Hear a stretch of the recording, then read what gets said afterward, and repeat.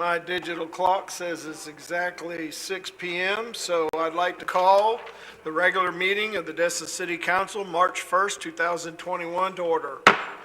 Up first, we have Pastor David Butler from Faith Assembly. Would you like to lead us in prayer, sir?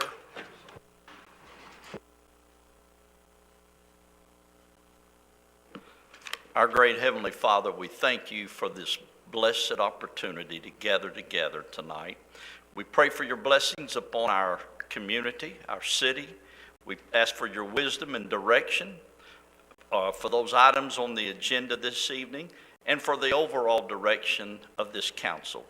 We give you glory and honor and praise, for all good things come from above, and for this we are grateful. Grateful we live in such a beautiful place. And Lord God, we ask for your protection. We ask that you would keep your hand upon each one as we go through another year. And Father, tonight, we just ask once again that you would guide our minds and guide our hearts, that we live in peace and unity. In Jesus' name, amen.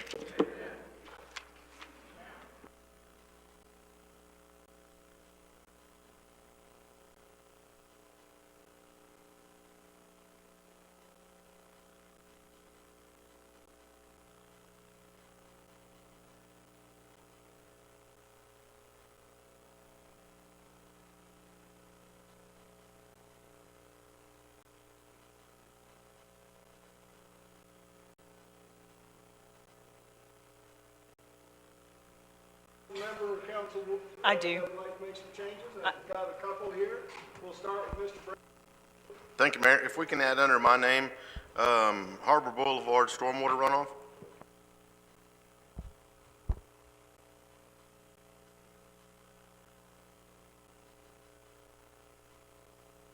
I just got a big mouth. Thank you, ma'am. Harbor Boulevard stormwater runoff. Got it, sir. Yes, Anything thanks. else? Nope. Okay. Anyone else on this side? Ms. Abear. Yes, Mayor, if you would, I'd like to add the Main Street bamboo growth under my name. You got it. Is Thank that you. all? Yes, sir. Bamboo kind of night. Me and my boys used to cut that off and sword fight with that stuff so you could take the most punishment. Those were the days. All right. So those are the changes.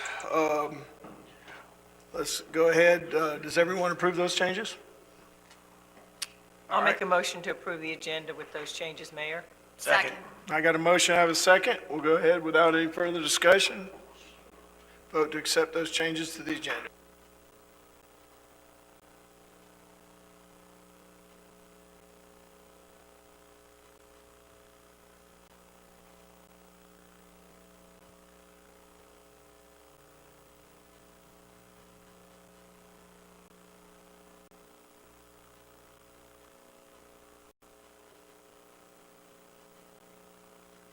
Every time this happened, it reminds me of that Napoleon Dynamite song. I love technology.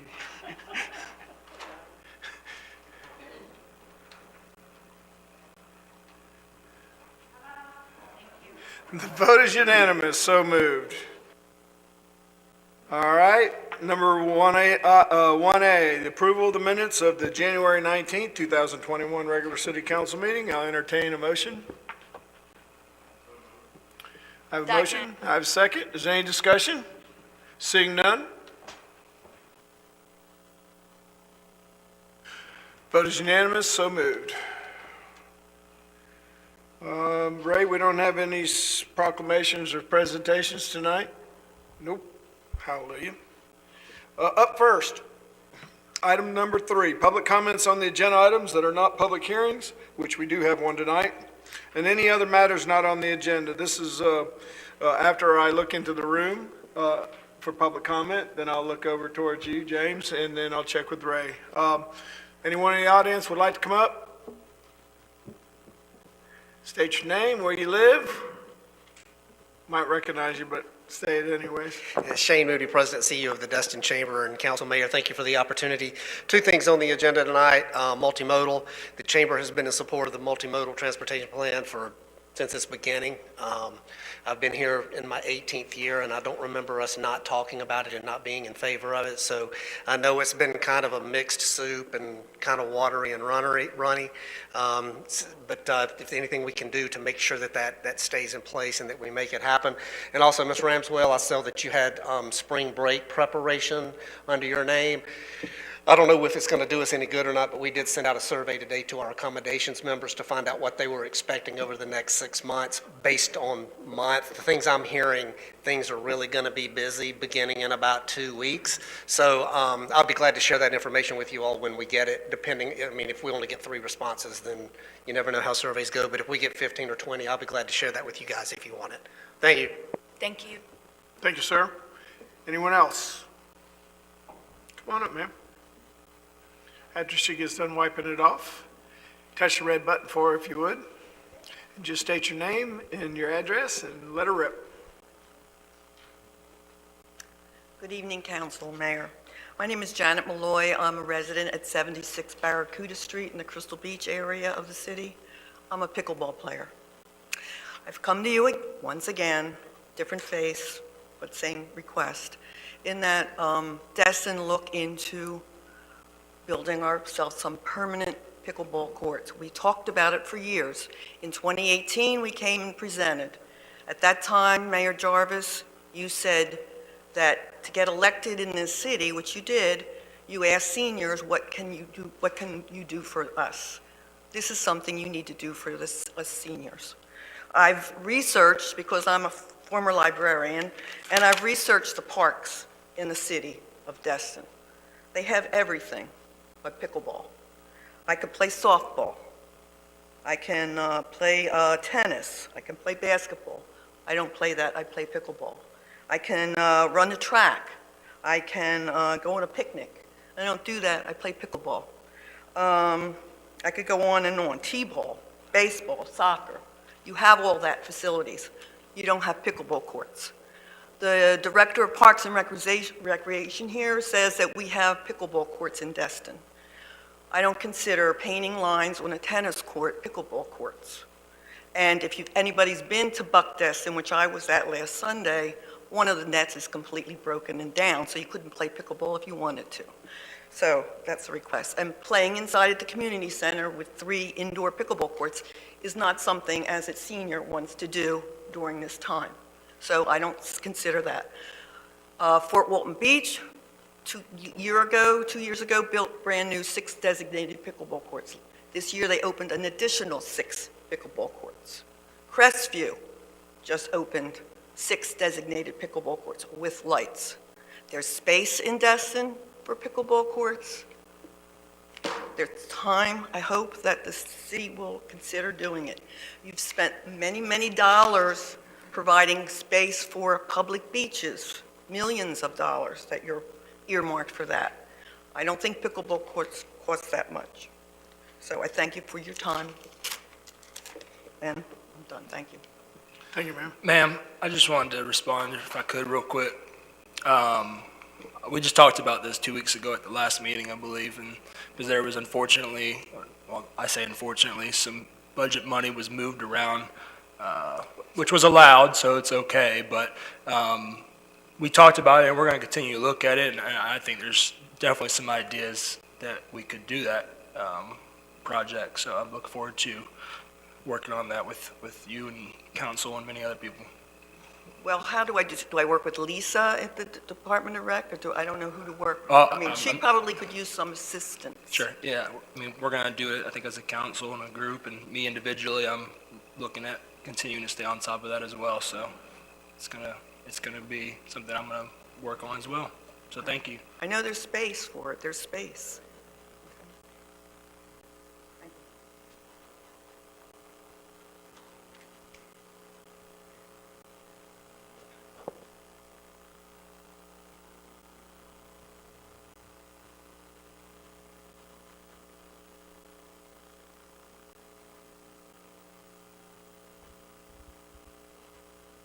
Is there anyone else in the audience that would like to come up and make public comment at this time? I want to remind everybody you get another chance at the end for public comment before we adjourn the meeting. Do you have anybody queued up online?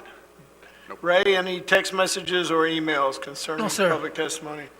All right, I'll close this portion of the meeting, and like I said, we'll open it back up for public comment at the very end. Up next, city manager report. Got a long list there, Captain. Go ahead. Thank you, Mr. Mayor, members of council. First item, item A, is our FY 2020 annual audit results for our financial statements, and we have Ms. Crystal, our Director of Finance, here to give you the update.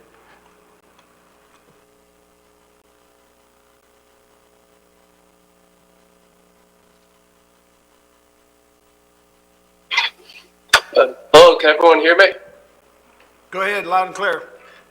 Hi everyone. My name is Tom Smith. I am the Audit Engagement Director for the City of Destin's financial audit. So I just want to give you a quick overview of the audit as well as the results of that. So we audited the financial statements as well as we did what's called a single audit, which is a compliance audit for your federal awards. If you receive over $750,000 of federal money, you have to have what's called a single audit. Because of the CARES Act this year, you did go over that amount. So we audited those, as well as we looked at the Deepwater Horizon money and looked at the compliance with your investment policy as well as compliance with your community redevelopment agency funds. So there are quite a few reports that we do issue. We are going to be issuing clean, unmodified reports. Something else that we do issue is a report on your internal control. So if there's any material weaknesses or anything that you need to be aware of, we would report on that. And we are pleased to announce that there is nothing in that report that was considered a weakness. So everything looked very good. Also, we received everything we needed in a timely fashion, and there were no audit adjustments. So just from a numerical standpoint, I just want to go over a couple of the highlights on that one-page report that we provided. So your revenues exceed your expenses by $7.4 million for 2020. It's mainly due to your revenues being up from the prior year. That's really made up of a $2.1 million donation for the Captain Leonard Park, as well as a $1.4 million for your CARES Act funding. And the general fund, the funding really all the city operates on, that actually had an increase in fund balance from the prior year of $5.1 million, and that was made up of those same revenues as well as there was an increase in real property tax. As you know, the assessed values of the city have been going up the past few years, so that did attribute to the increase as well. Your expenses increased from the prior year by $1.4 million, which is almost exactly the amount of the CARES Act spending. So that really is attributable to the increase. The last thing we do provide is we gave a little chart that breaks out your general fund balances, just so you have something you can look at where you can see where the changes actually occurred. But really the important piece is that very last line where you can see year over year, there's a $5.1 million increase. So the city is in a very healthy financial state. So I really want to turn it over to you to see if you have any questions for me, any questions on the audit, anything I could provide. Okay. This opportunity, and the council members have any questions? You're in luck. No questions from the council. Well, thank you for having me. I really appreciate it. Thank you. Hey, Lance? Thomas, if you'll stay on for one more moment, we're also going to talk about the extension of your contract next. Also do have a recommended motion to accept the 2020 audit and financial statements if council would be so inclined. Yeah, I was going to wait. I'll make the motion. Go ahead, Dr. Ramswell. I move to accept the 2020 annual audit and financial statements. I got a motion. I'll second. I got a second. Is there any further discussion on that motion? Seeing none?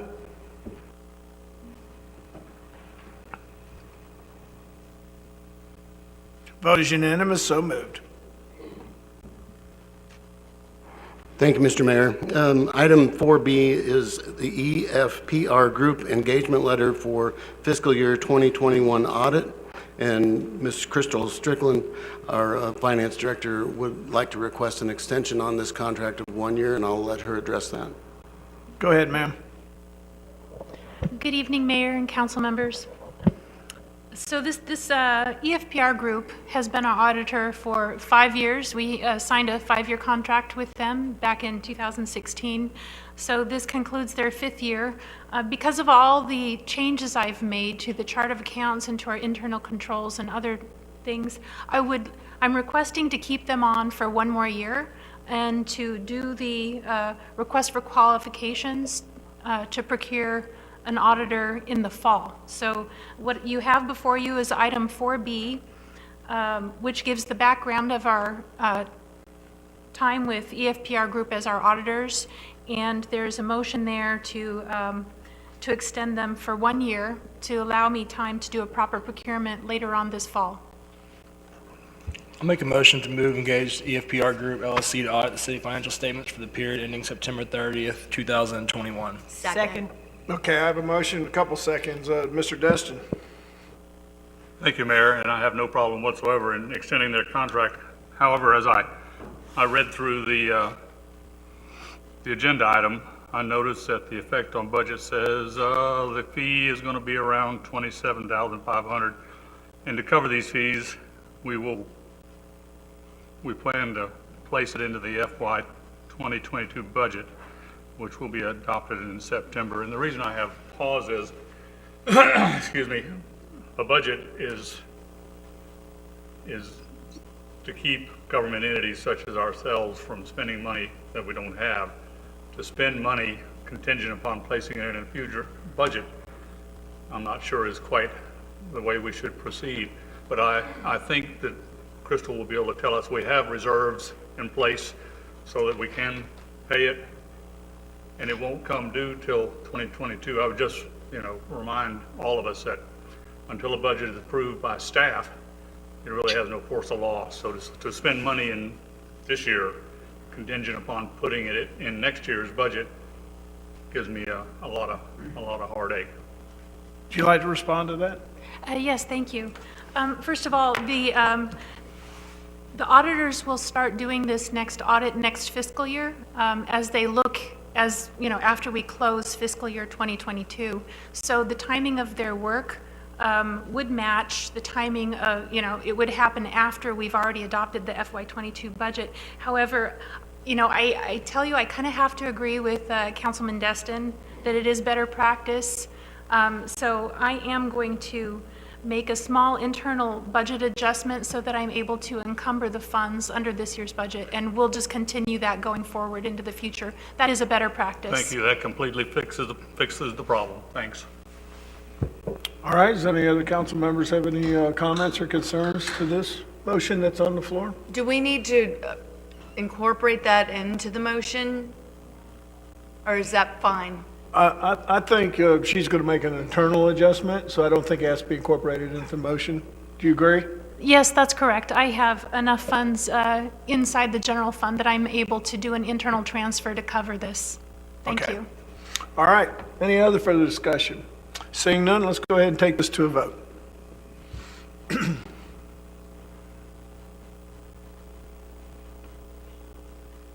Waiting on you, Kev. There we go. The vote is unanimous, so moved. Lance? Item 4C is an informational item regarding the update of debit financing. And once again, Ms. Strickland will be giving this report. Good evening, Mayor and council members again. So this evening, I wanted to give you an update on our debt financing. As some of you may recall, this past fall, in order for us to use the Okaloosa half-penny tax proceeds, I brought before you a resolution of intent for reimbursement. So what that allows us to do is to use the cash that we have right now to purchase the properties, and then to later on issue debt that would reimburse the city for all that cash outlay. So we're getting ready to close on the third and final property in May. So now it's the time to do a bank request for proposals. So I will be issuing $4.7 million in new debt that will have approximately a 10-year time frame. I also noticed that we have two other pieces of debt, a $3.9 million and a $3.7 million notes that also are going to mature in about the same time in 2029. So since they would also have approximately a 10-year time frame, now is a good time to go out to the market to potentially refinance those two as well. So all in all, I'll be bringing before you at the next meeting a request for proposals for banks to bid on $12.3 million. Initial estimates are that this could save the city between $100,000 to $300,000 over the coming 10 years in interest expenses. So this was informational only, and I'm here to answer any questions if you have any. Council, any questions? I think she explained it very well. I think it's very well. I'll just add, just to commend you and your staff first for the audit. First of all, we'll go backwards. I mean, you came here and had an audit in the short amount of time you've been here, and you passed it with flying colors, which is fantastic. But now to come creative with finding ways to refinance our debt to save interest is fantastic, so thank you. Thank you. Go ahead, Mr. Destin. Just one question, Ms. Strickland. The 4.7, which is the money we're borrowing to go ahead and pay for the property, that is scheduled to be reimbursed how soon? So if all goes well, we should close on the final property purchase on May 15th, and we would close on this new debt on May 21st. Okay, and the revenue stream that pays it is our portion of the half cent, is that correct?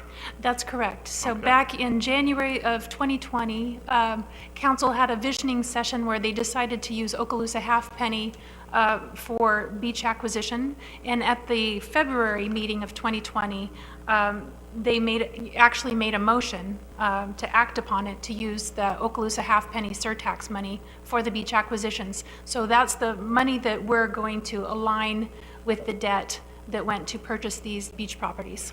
And we predict that revenue stream will pay it off in how many years? In 10 years. So the Okaloosa halfpenny surtax is coming in at a rate of approximately $1.1 to $1.2 million a year between now and 2029. And the debt service, I'm going to estimate would be under $500,000 a year over this 10-year time frame. All right, thank you. Price of gas growing up, we might get that faster.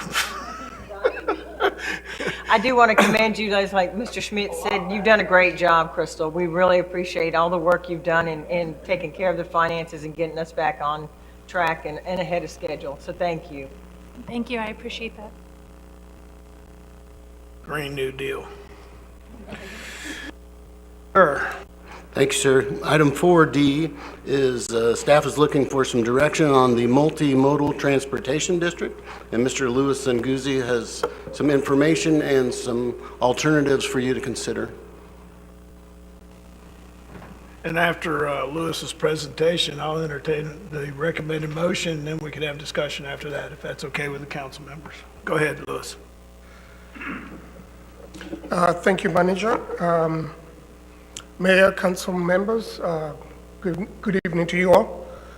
The Multimodal Transportation District, also known as the MMTD, has been one of the most impactful land use policies in the city in terms of shaping the development patterns as well as influencing the quality of life over the past decade and a half. To my knowledge, we have not until today taken full stock of its impacts. Now, I know for most of you that are new, this whole subject matter is a little more complex. So for ease of reference for you all, and also ease of delivery on my end, I've laid out my review of the MMTD into a series of questions and answers leading up to the choices that you have going forward this evening.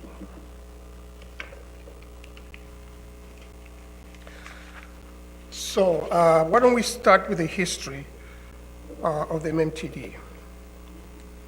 It has been in the 90s a state mandate instituted by the state of Florida. Essentially, the state said to communities that development should be accompanied by complementary transportation facilities.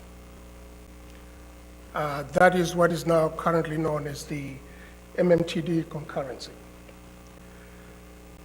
So these facilities that are mandated by the state should be multimodal, incorporating walking, bicycling, and transit uses, and not simply prioritizing the automobiles.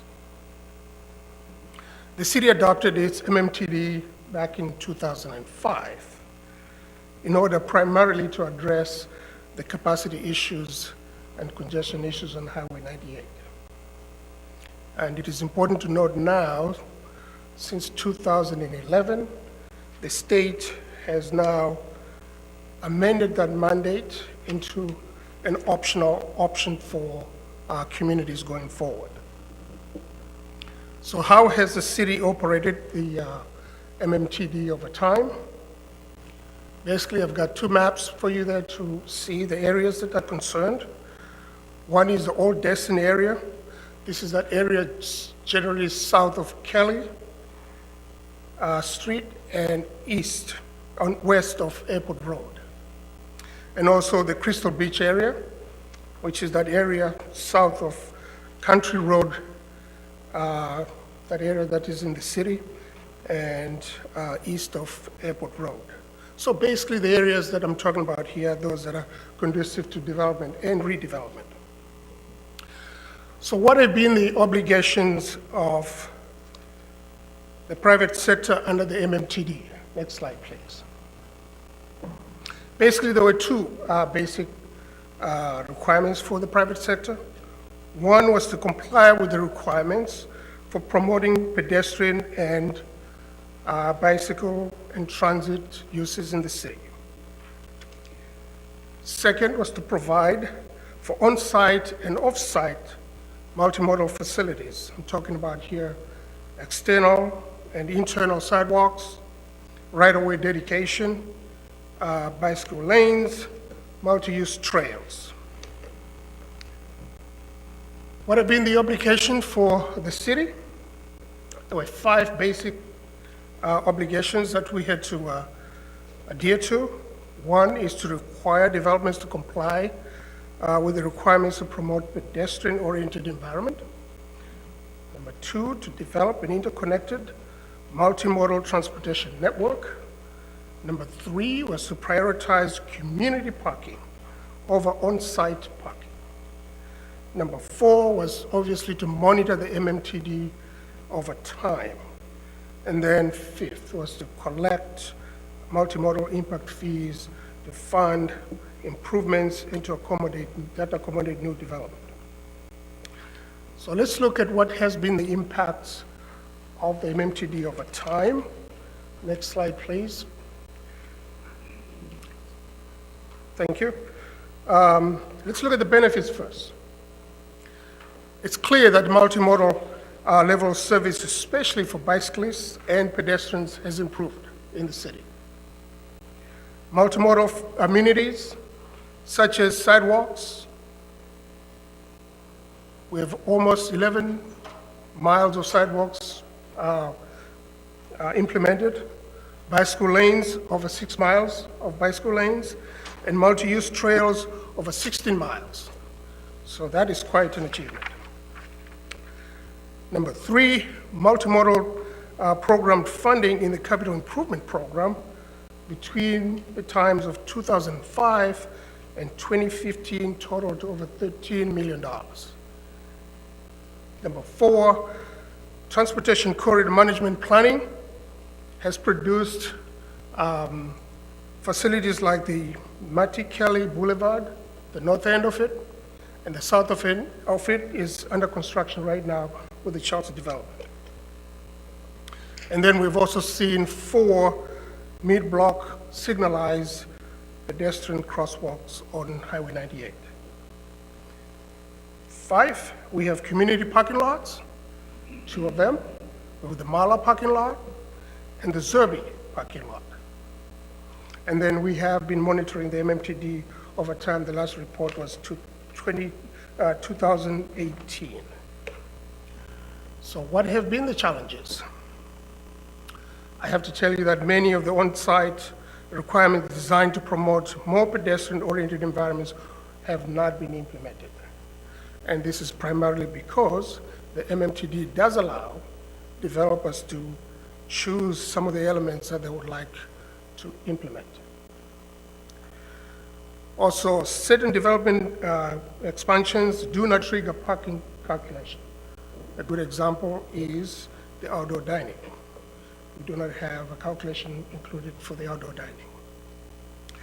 Multimodal impact fee,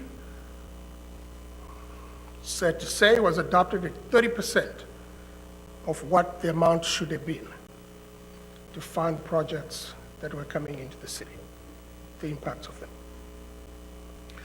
Transit ridership in the city has decreased 41% from 2007 to 2017.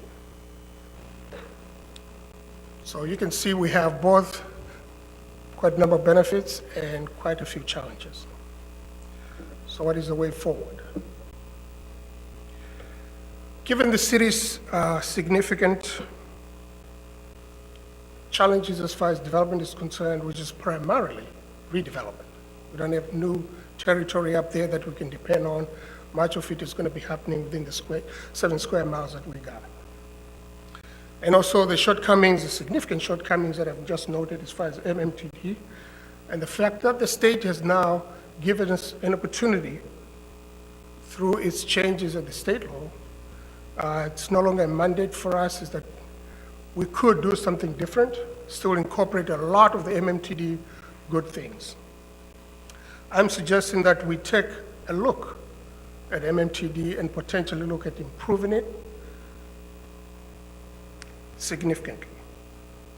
So the choices we have are: 1, we continue the way we're doing business right now. 2, altogether remove, we as staff would not recommend this, but if you're so inclined to rescind the MMTD altogether and not have an impact fee element associated with it.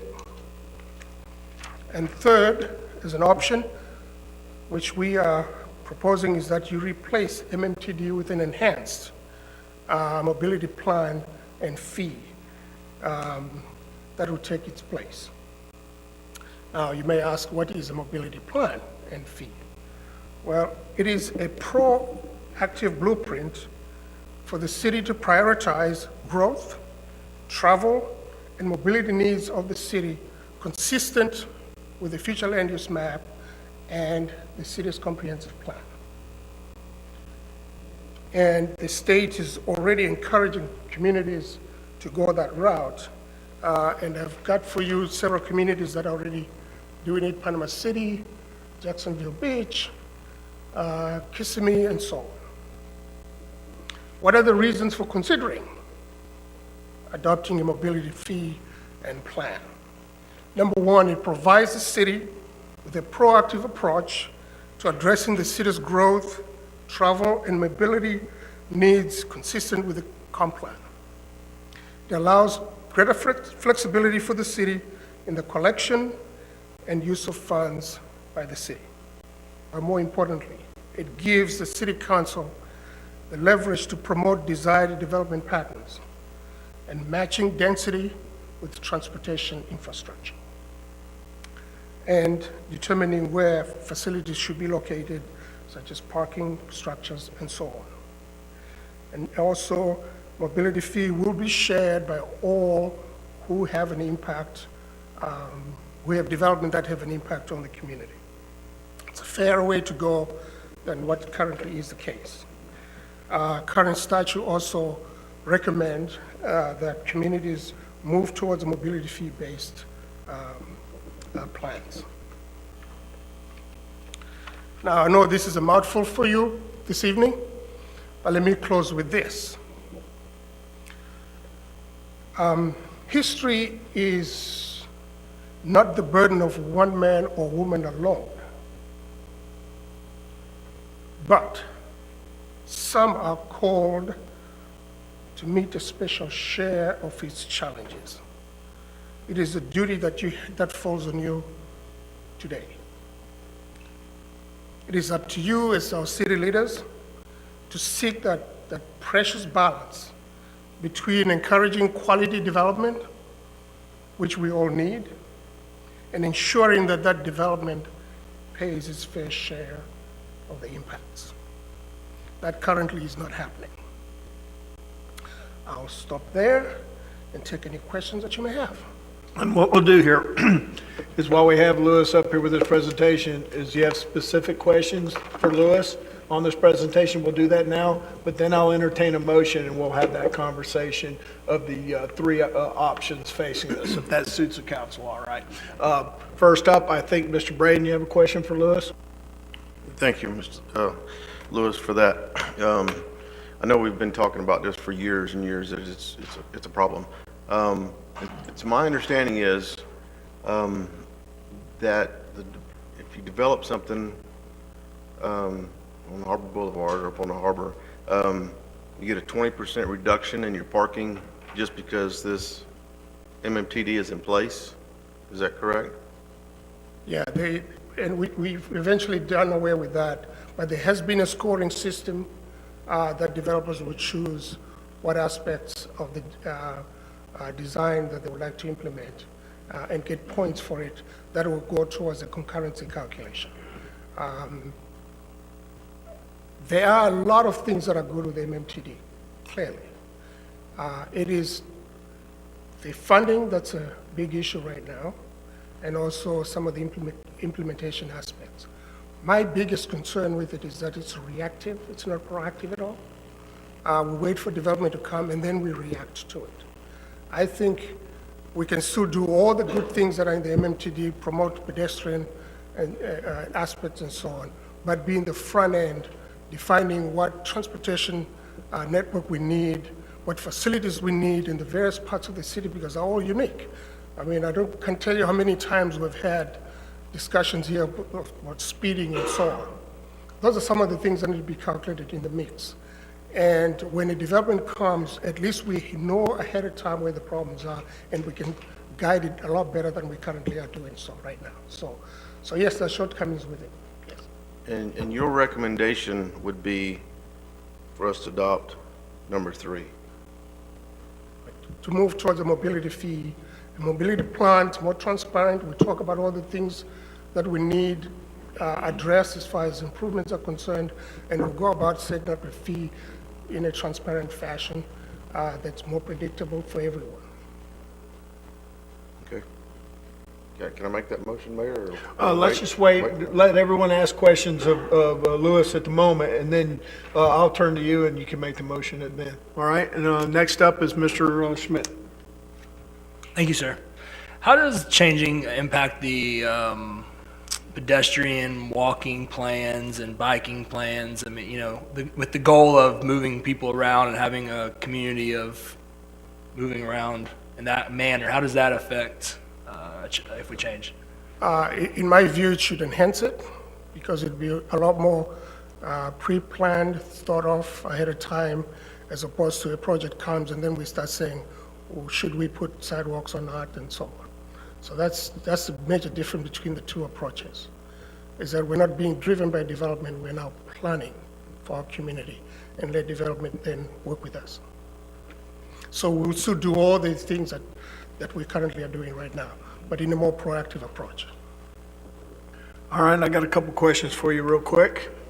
In your opinion, what would the recommended change do to parking requirements in these areas that you highlighted today?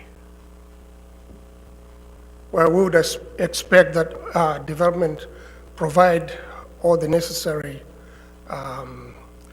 elements to be able to survive, which is not currently happening in some cases. I think we had a couple of projects over here that you clearly knew there was a parking deficit, but because of the Could there be a grandfathering of those properties? the existing ones, yes, yes. My other question would be, what would the change cost developers? Because like you said, it's mainly going to be redevelopment. So with us being only charging 30% of the norm, I'm assuming the cost would go up. I would say it'll be fair because we need that 30% to be compensated. All right, up next is Dr. Ramswell. No, I'm sorry, Ms. Abear, and then Dr. Ramsell. Thank you, Mayor. My question is, you're talking about mobility fees being shared by all developments that create the need for transportation investments. The system itself, I was under the assumption, especially in the last couple of projects that we've had come to us and get approved, had the right amount of parking and they created the right amount of sidewalks, in fact, widening them. Is that not necessarily in every case that they're part of the project versus being reactive after it's already being planned? Yeah, not in every case, yes. That's the problem for us, that we don't have a good sense ahead of time until the project comes. So we are Thank reacting you. most of the That time. makes sense. Thank you.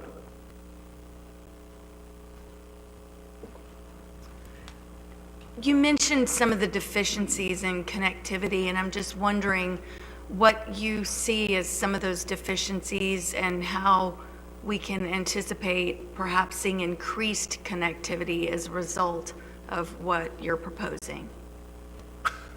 So one of the things that we will be doing when we come forward with the new LDC code is we're going to try and match as much as possible densities to transportation facilities. And from there, depending on whether we're in a higher density or lower density, we will then ask what are the complementary facilities that should be had. And we decide then that we'll make sure that that goes into the plan. So when a development comes in, that just comes along with them knowing that those facilities are anticipated. How would projects such as the, what we've been talking about, the linear trail that we've talked about and various items of that nature, how or would they come into play with what you're describing?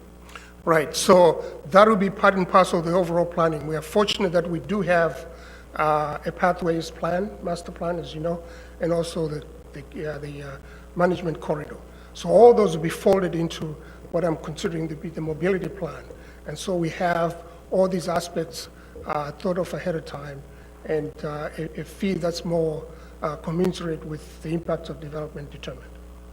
So then the idea being someone comes in and they want to develop something, would the impact or the improvement to our, not infrastructure, but to our multimodal system be done just in the area where that particular development would occur? Or could it be anywhere throughout the city that falls in line with what you envision?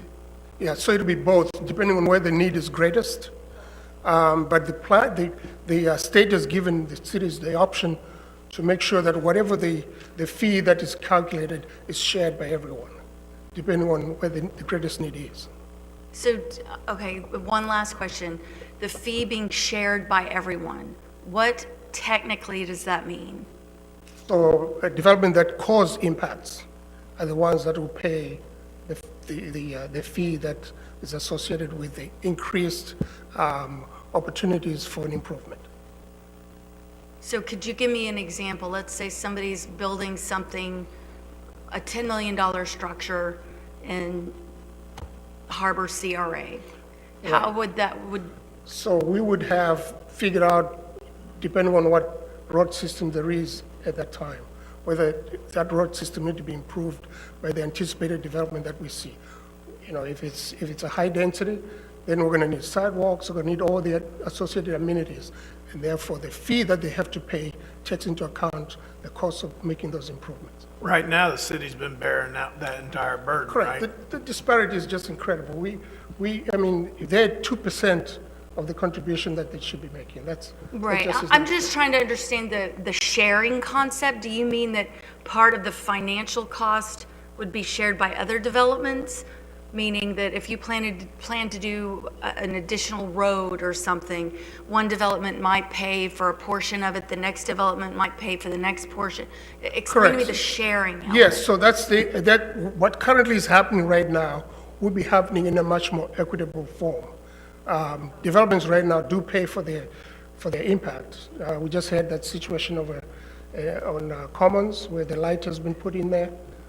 So things like that would be, but what I'm saying is it would be at a cost that's commensurate to the improvement. Thank you, I appreciate it. Great job presenting this and really explaining it well to everyone. Thank you. That's why I wanted to do the question part first before we got into the motion, because of this very thing. Mr. Destin, and then Mr. Overdare, and then we'll go ahead and I'll entertain a motion at that time. Okay.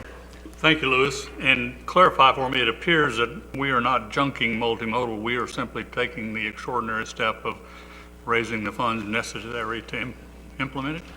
Yes, because we are, and then doing a bit more than we And to have a plan. correct. Over time, we have literally nibbled at the edges of the multimodal so that it's no longer multimodal, if you, Yes. for a better way to explain it. So let's just call it what it is now, that we want to be more involved in the planning of the city, and that's what we just need to do, and the state has given us the ability to do that. Yeah, what we'll be doing is actually going forward to implement the multimodal. In the last 15 years, it's pretty startling, the amount of funds we raised to go toward the projects that should have been built was 2%. What that means is for 15 years, there's been absolutely no contributions toward addressing the problems that development has caused for our infrastructure and transportation. And I want to thank you for coming forward with a concept that has much more rational. The other thing I'd point out, just for a bit of historic perspective, when we went from the old system to multimodal back in 2005 or 7 or whenever it was, we actually reduced the number of parking requirements, Ms. Hebert, by 20 to 40%, depending on how you wanted to fix it. So if you needed 100 parking spaces under the old system, you only needed 60 under the new one. And you did that by first reducing it across the board by 20 to 30%. And then you had credits that you could get for putting in a bicycle rack and a number of other things, which actually could reduce potentially your parking to 40%. And that is how we've arrived after 15 years of that to where we are presently. So I want to thank you, and let's move forward to actually doing something rather than just giving a free ride. Basically, we've given a get-out-of-jail-free card to the folks who have developed over the last 15 years, because as you can see, the statute says we can't reach back and claw back any of the costs from that. So we've got a 15-year deficit to make up for. Yeah, that was a statement I made. The city's borne the brunt of all the improvements we've made, that 11.6 miles of sidewalks. We've carried most of that burden. Skip, I got you up, and then I'm going to entertain a motion at that point from Mr. Brady. So, Louis, as the city then defines this new network and this implementation schedule, do you think that's going to, because I keep hearing this word about this, comments about parking, do you think this is going to generate some additional discussion about future parking garages? Yes, as a professional, I would say everything is on the table, yes. All right. Mr. Braden. Thank you, Mayor. It's really frustrating that we're dealing with this today, knowing that past staff and their developers and their attorneys is what has put us here today. Because I know restaurants up there that was supposed to have a 10-foot wide sidewalk in front of it. There was actually a bond put in place to pay for it, but the city manager let that expire. And previous staff said, don't worry about it. If you put that in, it's just going to run into your neighbor's sign, and we don't want that, so don't worry about it. That's the problems we get into. And so I thank you for trying to fix this. I'm sorry that you have to deal with it, and this council has to deal with it. in my eyes, have been getting away with murder for 15 years. They're getting all, we've all said, they get all the benefits, but it's not costing them anything. Go down and look and see how many wide sidewalks is up. Go look and see how many bicycle racks up there. And they get a 20% reduction in their parking. Ask them what a parking space cost them. That's a ton of money. So, anyhow. My recommendation, the motion is going to be for the third one, replace the transportation concurrency MMT with the mobility fee-based plan. That's number Second. 3 on the recommendation. All right, I got a motion. Thank you, Mr. Braden. I have a second by Dr. Ramswell. Mr. Schmidt, I'll have you first up for discussion. I appreciate it, sir. I was just going to see if there's, at this time, since this is a pretty big item that was only under the manager reports, if there's anybody from the public that wanted to comment based on this, the direction that we're possibly about to give the staff. And I know if there's anybody that wanted to say anything. Kevin, I believe that if we pass this motion, it has to come back in form of an ordinance, part of the LDC, and there'll be plenty of opportunity before we approve that. Correct me if I'm wrong, land use, Lewis. You're correct, and I understand that, but I just hate directing. Because it's not a public hearing, and so, not to diminish public input and stuff, but this was in the agenda. We didn't hear anything about it prior to it, but if we vote to approve this motion, it's going to go before the LPA for public comment opportunities there, and 2 opportunities here for public comment. So I think.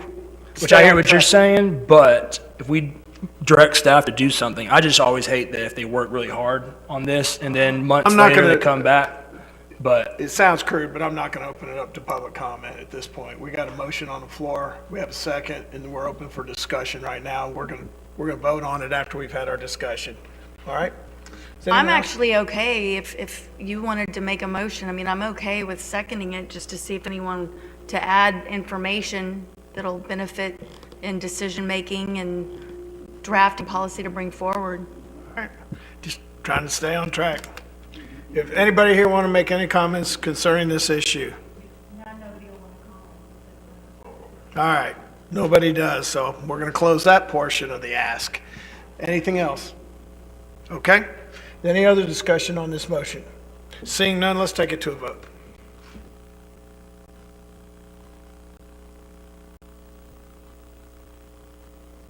The vote is unanimous, so moved. Sir. Item 4E is an update on the beach cleaning status with the Okaloosa County staff. And we have Mr. Webborn to give us a brief update. Sorry about that feedback there. Good evening, Mayor and Council. Just wanted to provide a quick update.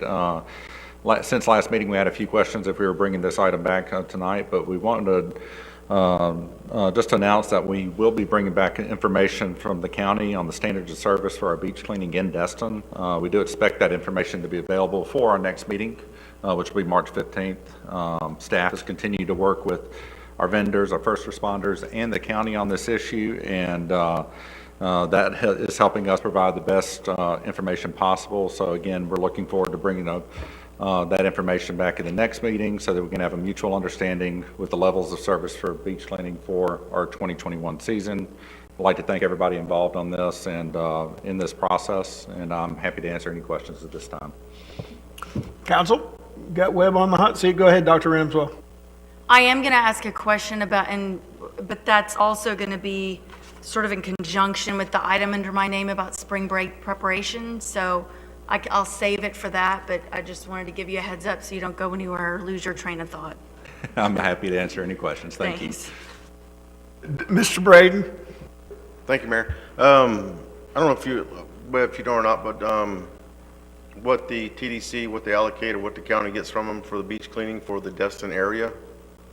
We do plan on bringing that information to council at the next meeting. I have, so sorry on the speed.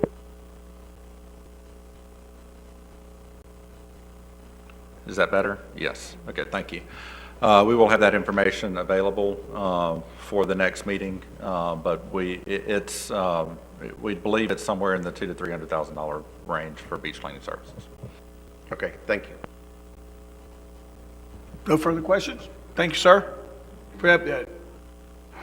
One quick announcement, and that is that the Army Corps of Engineers has commenced the capacity study. It is now underway, and I don't know if Lewis wanted to provide any more of an update than that. Yes, last Wednesday, I believe, we launched the capacity study. Our next meeting will be on the 24th going forward. So my staff and I are pretty excited to get this project finally off the ground. It'll take us till about the fall of next year to come up with a set of recommendations on the way to move forward in the harbor. So thank you for your support. I know it's been 2.5 years of trying to maintain a moratorium. That's pretty tough on any politician. So I thank you for your support on that. Thank you, Lewis. The only other thing I had, Mr. Mayor, was I received information today from Okaloosa County Health Department, I believe via the governor's executive order, that individuals 16 years or older with pre-existing serious conditions now do qualify to get vaccines if that's what they choose to do. And I would ask them to get in contact with the local health department, as they need to have evidence from their own personal physician to get that done. I was going to say the requirement is they just need a letter from their physician stating that this individual birth date, social security number, has pre-existing conditions detriment to COVID, therefore are accessible to the vaccine. They also approved all teachers now. My question was, did you say 16 as in 1-6 or 60? Okay. 1-6, us young puppies have to wait still.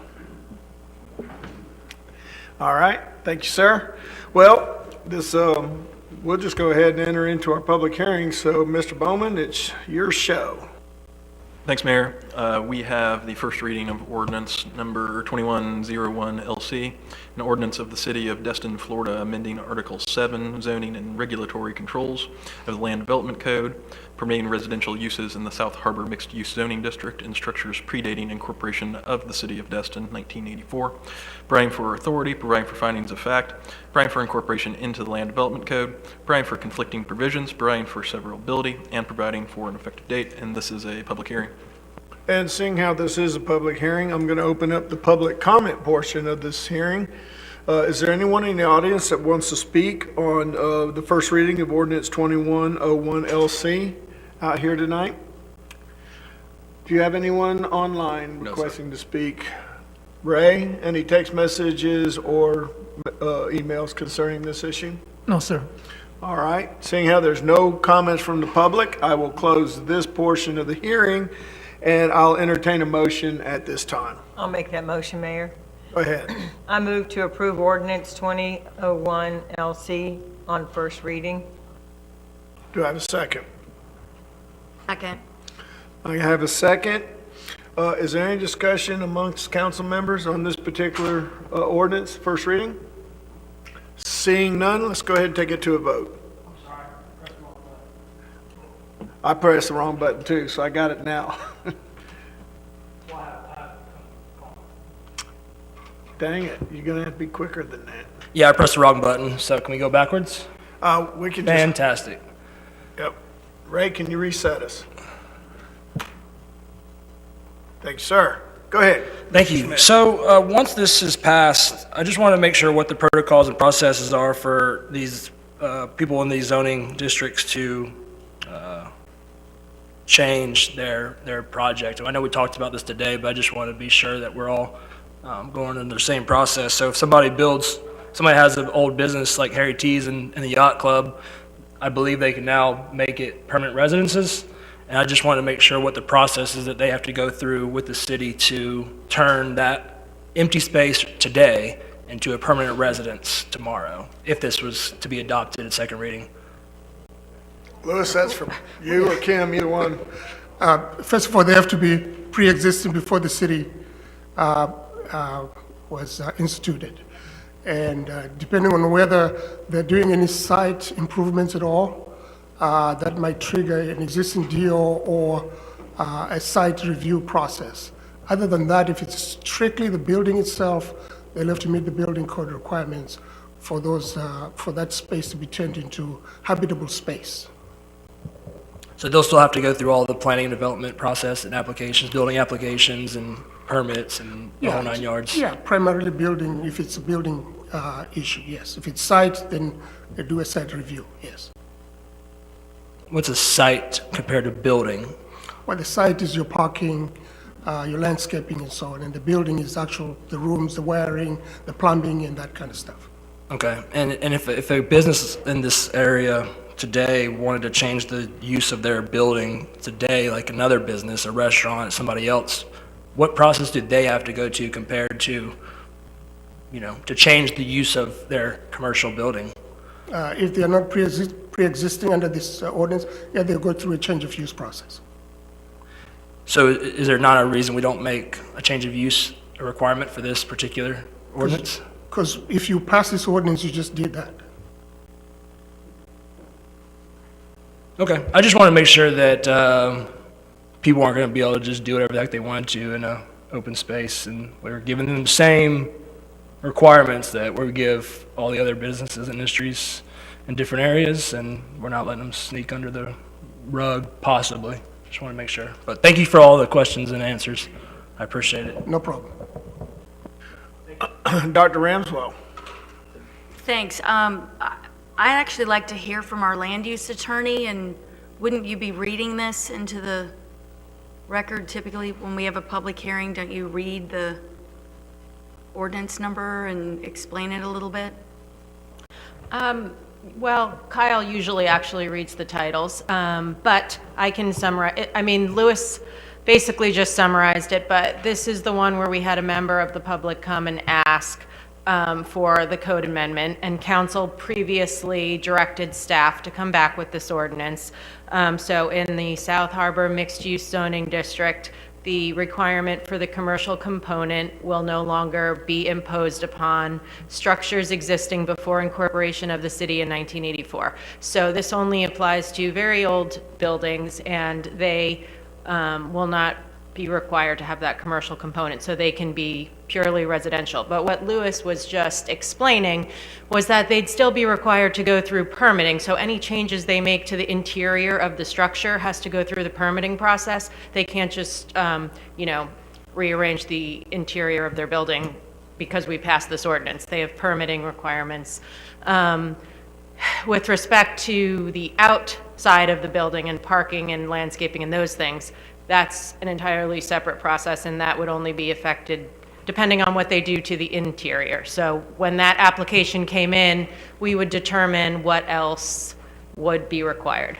But basically, this came about because some of those residential buildings, those old residential buildings, can't make a commercial component work because, for example, if it's on the 4th floor of the condo, people just aren't coming in and utilizing that restaurant space or that commercial space, so it doesn't make sense for the property owners to keep it, so to keep it commercial. So if they can convert that to more residential space, it works for them economically. For us in the city, there wasn't a huge impact to doing it in those buildings of that age in this zoning district.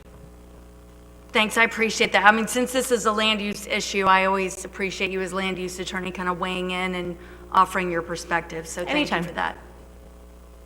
Mr. Destin. Yeah, I was just going to echo what the land use attorney said. This is applied to the old residential structures. This is the only one that I know of. There may be one more. And what would in effect happen right now without this is if they want to do any kind of change in the building, they have to put in commercial space.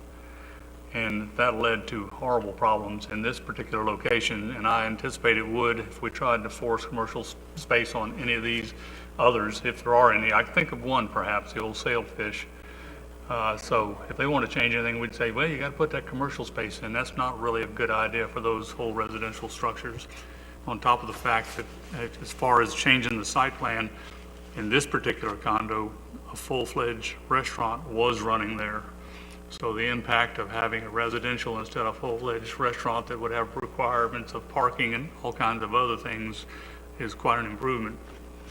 Thanks. Thank you, sir. All right, we have a motion, we have a second. Is there any further discussion? Seeing none?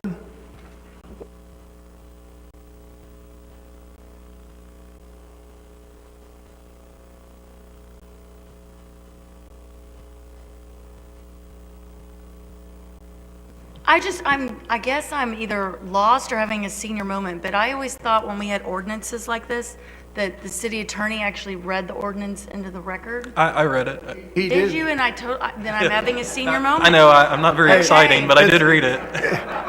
Clearly, all right. Well, the vote is unanimous, so we You're passed so the motion. But the insinuation that Mr. Bowman's boring, that's pretty tough. I'm sorry, Kyle. Is that how y'all usually listen to my advice? There we go, a little brief moment of smiling faces. All right, now we'll move on to item 6, the consent agenda. I will entertain a motion at this time. Mr. Mayor? Mayor, I'd like to- if you may, I would ask you to take A off for just a very brief discussion. All right, we have a request to move 6A off the consent agenda. We'll have to vote on that for approval, correct? I'd like to move B off the consent agenda. Okay. You know, some of these ought to be dealt with during the week, but we'll go ahead and pull them. Just to let you know, I had a meeting today about all this, and so now I'm going to bring it tonight to the city council. Oh, you're entitled to it. So we have a motion to remove 6A and 6B off the consent agenda. So I'll go ahead and make a motion then to Go ahead. pass essentially only item 6C for the consent agenda. I'll second that. Okay, so 6C is still on the table, and we have a motion, we have a second, and any discussion? Seeing none? Ayes have it, so moved. So we'll start with you, Mr. Destin, on 6A. Thank you, sir. This is the contract with the company, I think, that collects our parking fees in our parking lot, is that correct? And the only question I have, and I'll be happy to vote for it, because I don't think they're charging us anything extra, are they? No, sir. This is for that Google app, correct? Right. My question is, if we could get a breakdown by parking lot of what our net revenues are. I know there was some discussion from Mr. Morgan as he left at the last meeting about removing the fees from one of the parking lots. And I think Ms. Ranswell even asked that it be put on the agenda. It didn't happen, but without the information on what we're generating from each parking lot, it would be hard to make that decision. So I'm just going to ask that Ms. Strickland provide that for us. I think that information, we've seen it before during the budgetary process, I believe. Yeah, But just bring it back up. Yep. And on that note, I will move that we approve consent agenda item A. I have a motion. Second. I have a second. Any further discussion by the staff? I or the have one council? request, sort of building on this. Go ahead, Dr. Ranswell. It was, someone brought to me the fact that obviously we all know there's an honor box over at Joe's Bayou.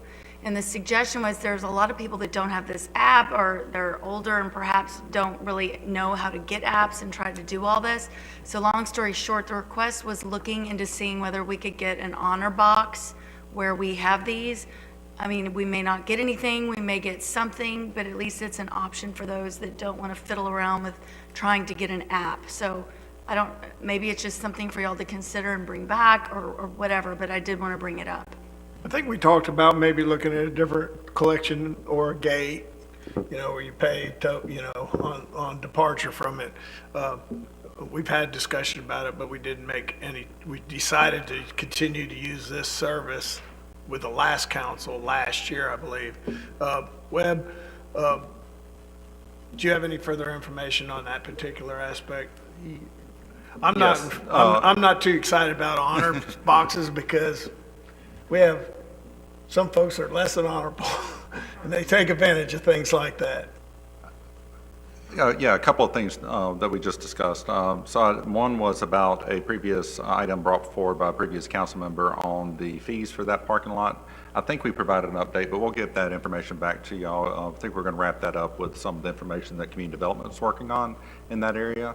but we'll bring that information to you. Also, as it relates to the app itself, there's also other ways you can make a phone call to, and we're actually putting some additional signage. Actually, it came in this morning. So you can actually just make a phone call to a 1-800 number and pay that way, so you don't have to use an app or download an app. So that's an optional way. One of the challenges, one of the benefits of the app is the ability for our code compliance folks to quickly identify who's paid and who's not, because it's in one digital system. So anything that we do that goes outside of that digital system can provide challenges. So I'd just like to provide that information. And lastly, as it relates to gates, we did look at that. We actually did an RFP, and it was extremely expensive to bring in gates on those parking lots, and the app seems to be the trend that everybody's going to because of the ease of use and the deployment across the nation. So I hope that provides some clarity, but we'll be happy to bring some additional information back. All right. We have a motion. We have a second. Let's take a vote. Ayes have it, so moved. And now, Kevin? Thank you, sir. I appreciate it. During our pre-meeting, there was some information about this item that I just want to bring in front of everyone, possibly get some other experienced people up here to give their feedback. But this particular settlement agreement was started by the previous owner of this property. So this is a new owner of the property. And I was just curious if a Burt Harris settlement agreement can just easily transfer from one owner to the other, and legally, there was not, unless you found something, there wasn't a clear legal answer that for sure it can be, so. I think I did give you a clear legal answer, but I'll give it again. Yes, they can. Okay. It goes with the property, not the property owner. All right, then I'm good to go, so I'll make the motion to approve it. There. We have a motion, we have a second. Any further discussion? Seeing none?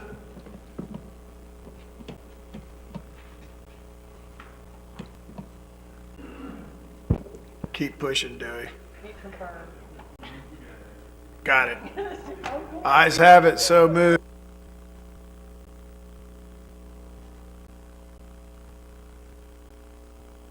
Mr. Braden, and under your name, we have Harbor Stormwater, but you don't necessarily have to start there, but we got you down. Thank you, Mayor. First one I'm gonna start with is the LDC. How are we coming with that? We outsource that? We getting some help with it? Is that underway? Yes, I think last Friday I just received the quote for the work. I'll be bringing that up perhaps at the next meeting for your approval, and we already have an outline for the code, and as soon as you approve the contract, we'll be ready to rock and roll. That's great, thank you. And then a couple meetings ago, sorry, we're good. Everybody all right? Yes. There was a motion made and passed that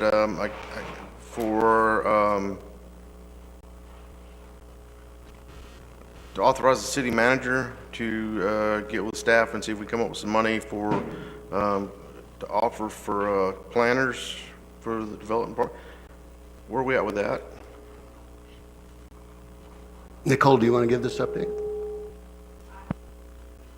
Or Nicole, or I can do it if you want to take it. Go ahead. Hello.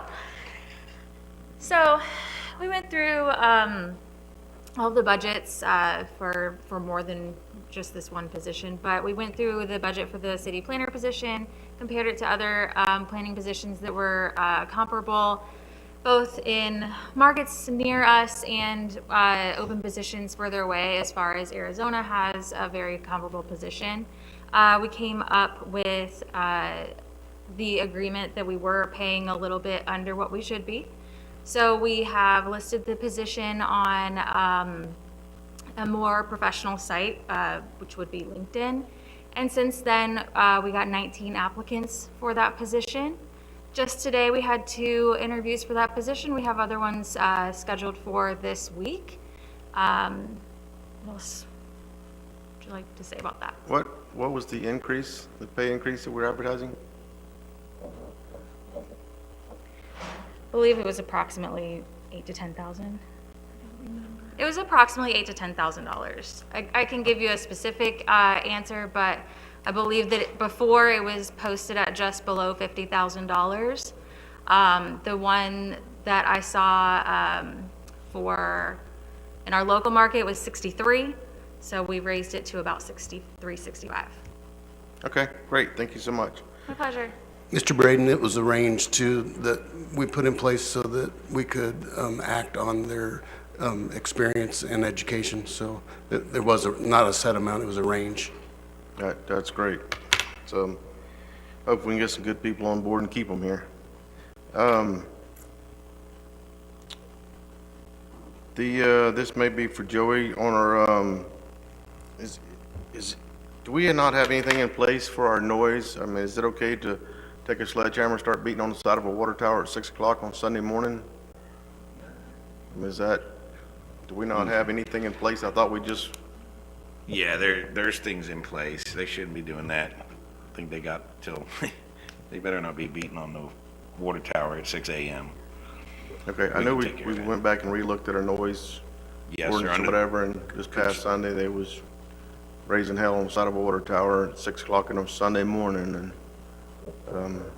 if you can email that to I guess, Right, the right. council. And I'll take care of that. And I had a complaint on that, and I sent an officer over there. Okay. And he spoke with him. I could find out about that as well. You can send that to us so we know when we get the phone calls, you know, a little more educated on it. Educate myself on it. And the last things, staff should have a video that we can put up. I know we've been talking about water runoff.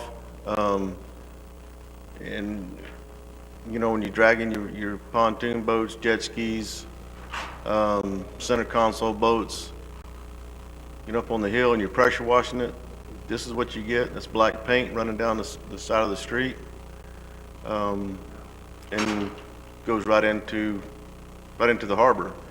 And if you crawl down where it actually goes into the harbor, I mean, you can see the chemicals and stuff. I don't know if that's aluminum or whatever coming off with it, but you can take your pocket knife and scrape paint, just like putty, where it's running off into the harbor. I mean, this is horrible. And there's, you know, when we're talking about we want to clean up the harbor and clean up 98, this is what we're talking about. It runs right into harbor right there. There's no filtration system, nothing. I mean, I don't know how this is okay.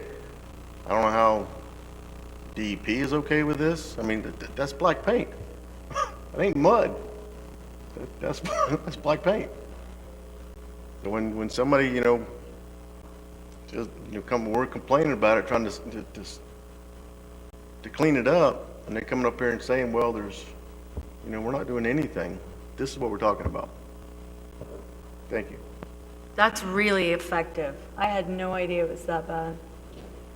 What I think would be the appropriate thing for us to do is to inquire with the FDEP the ramifications of that.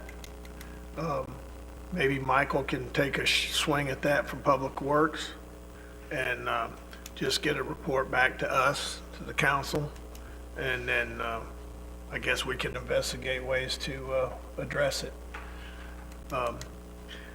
I kind of feel like I bet you Mr. Braden does, that we don't like getting lied to at that podium right there. And apparently we didn't get the whole truth and nothing but the truth, so help me. You know, back in the day when there was an oil slick or you spilled fuel in the harbor or your boat sunk, the Coast Guard was up your ass in about 10 seconds wanting you to put, you know, something around it, booms, to keep the oil contained, and made you get it out of the water. Or there was a fine, and if something like this happened... Now, you got fined anyway. They put you in jail for it. You just were trying to mitigate the fine by responding with a boom and stuff like that. So I'm with you on that one. I just wonder what happened. How can you get away with this? You know, and 15 years ago you couldn't. They'd have put you in jail if they'd have seen you doing something like this. So was that from a pontoon rental company on 98 pressure washing and scraping their pontoons off that you record the video? We're going to just not get into the specific property because it's a quasi-judicial code enforcement matter, but I can say it was from a livery vessel company on the harbor. And Black bottom paint that's all we'll running say. down Highway 98. But we did edit the video to take out any any evidence of exactly which property it was because we intentionally did not want Yeah, to discuss I that. think that's fantastic, and I think it's an interesting video, but we're also not scientists, and we're also not taking samples that right then and there in that picture, and, I mean, it is good video, but here we are just slamming people again, no offense, some of us are, but I would love to see the DEP do a full study on something like that, so that way we can finally put something to bed, hopefully, up there. I think you can see the whole video yourself if you want to. I'll make sure staff looks into I'd it like with to see it. DEP. I personally, I'd like to Mr. see Mayor? it if that's something that could be sent to council. Well, it's a public record, so you can see it. We just wouldn't talk about it in the council meeting because it's a quasi-judicial item, and the other side would have the right to a hearing, so. Sure, well, I don't know who it's from, and I Right. really don't care if it's No, you're indicative of welcome a to greater see. problem. Yeah, absolutely. I mean, it's a public record, so we can provide it. And I highly recommend we listen to Ms. Kopp at the moment about any further discussion outside of my recommendation that we have our Public Works look into regulations and contact the Florida Department of Environmental Protection to give us some guidance on what we should do about things like that. I will say staff is also enforcing our illicit discharge ordinance when they become aware of the issues. They have taken action Good deal. when applicable. Seeing how it's already in a quasi-judicial situation, that tells me the staff is on it promptly. So thank you. Doesn't the DEP, or maybe it's not even the DEP, I mean, just somebody, I feel like in places where I've lived, where things drain directly to some watershed, and Austin comes to mind, there's some sort of filtration or filter that they sometimes put on the grates that do go that direction. Is that something that's done here or could be done as an extra layer of protection? We have stormwater recapture systems for the harbor now that were built previously. There's one right across, right by Sexton's. But if anybody that's on the harbor will tell you, that only addresses the first inch of rainfall. And in the summertime, we get 3 inches in 30 minutes. And so everything outside of that 1 inch starts pouring into the harbor. It's been an issue for decades. It's vastly improved over what it was 20 years ago. We still have problems with it. I get calls. I've seen it with, being down there all the time. It's still an issue. The challenges of trying to completely fix it are almost insurmountable because of you just have Highway 98. And when we get the big heavy rains, the water's got to go somewhere. So for a brief point in time, every time, we do get some pollution, stormwater runoffs. But a situation like this is not an act of nature. So there may be things that our staff and that this council can do to better address that particular thing. But I think our best bet is to reach out to FDEP and get an evaluation of something like this with their recommendations, what type of actions we should make. And that way we can make educated, smart decisions after the judicial part of it's over with. All right? We're going to press on from there. Go ahead. Is that it? That's all I have, Mayor. Thank you. Okay, Dr. Ramswell, you got the mic. Thank you. Actually, the first thing I wanted to ask or request was in our packet on page 29, there is a really good rendering, I think, of what Clement Taylor Park is anticipated to look like when it's complete. And I don't recall ever seeing, I love that. Could somebody send that out? Does anyone else remember seeing these? That's Leonard That's Destin. Leonard Destin Or Park. Leonard Destin? I don't remember seeing them, but I mean, it's a wonderful rendering. I'd love to see the full. Yeah, that's current. If I may, Looks I great. believe Jared Wynn from Get the Coast had helped me take some of those aerial photos, so I believe that's from him. That's his photo. Yeah, that's terrific. It was nice to see that in there. I was like, wow. Okay, so first thing I have on here, and I don't know if there's anything we can do about it. I don't know if resolution, and of course I'm open to whatever, everybody up here thinks, but I was really surprised when I saw that ordinance or resolution come through from DeSantis about people out on boats needing masks. And obviously, I'm not a boat captain or a fisherman, but to me, just somebody being outdoors, I was really shocked, and it seemed kind of outrageous. I'm just curious, if do y'all feel the same way, and especially Gary, I know you're still active down there. I emailed everyone late this afternoon when I noticed what you had on the agenda, 2 articles that were written. One was actual interview with the commander of the United States Coast Guard addressing the mask mandate, and I included with it the Notice Mariner Safety document that everybody got when the mask mandate was signed by President Biden. Since then, of course, you can imagine, as executive director of the Charter Fishermen's Association, I've been talking to Senator Scott, Senator Rubio, and with executive orders, there's not much they can do when it's dictated like that. So the initial response by Coast Guard was, when we called Mobile and Galveston and safety office in Panama City, is like, man, we're gonna have to enforce this. And but since then, Workboat did an interview with the commander this past week, and his statements were that they will honor the executive order, but because of their main mission and their resources,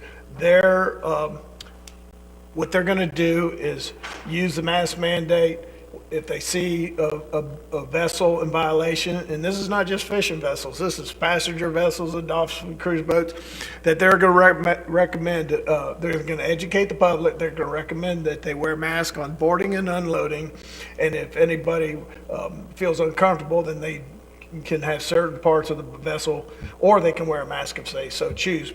But he specifically stated that the United States Coast Guard is not going to be the mask police.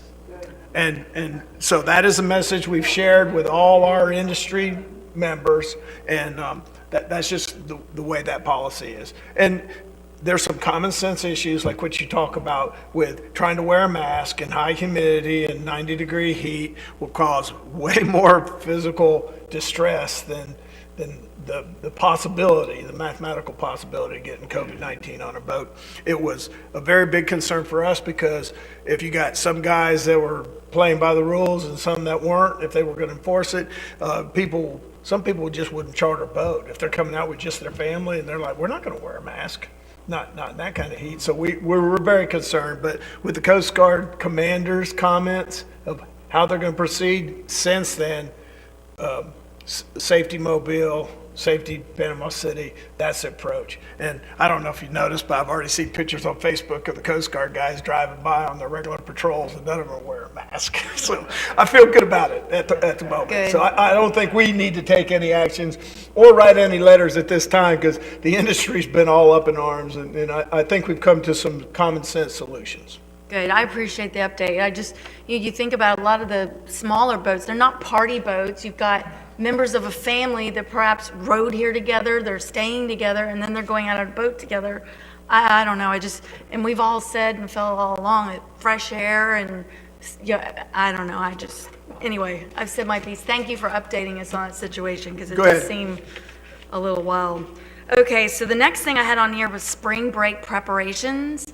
And I just sort of wanted to get a feel for how ready we are as a city and as a county.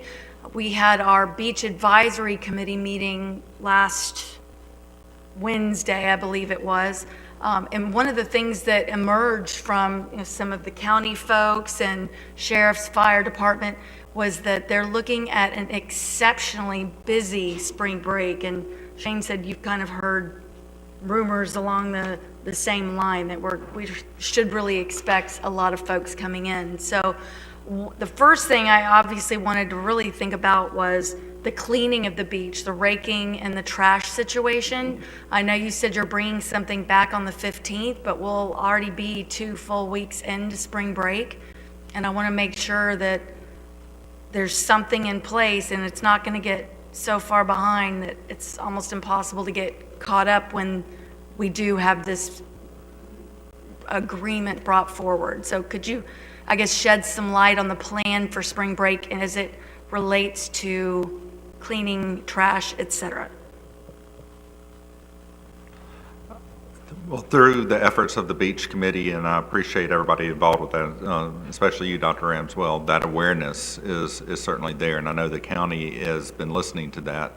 So they are certainly aware of the increased traffic we're about to see on the beaches, and I think that in our discussions, that they are staffing up, and they are looking at innovative solutions to have more of a presence out there.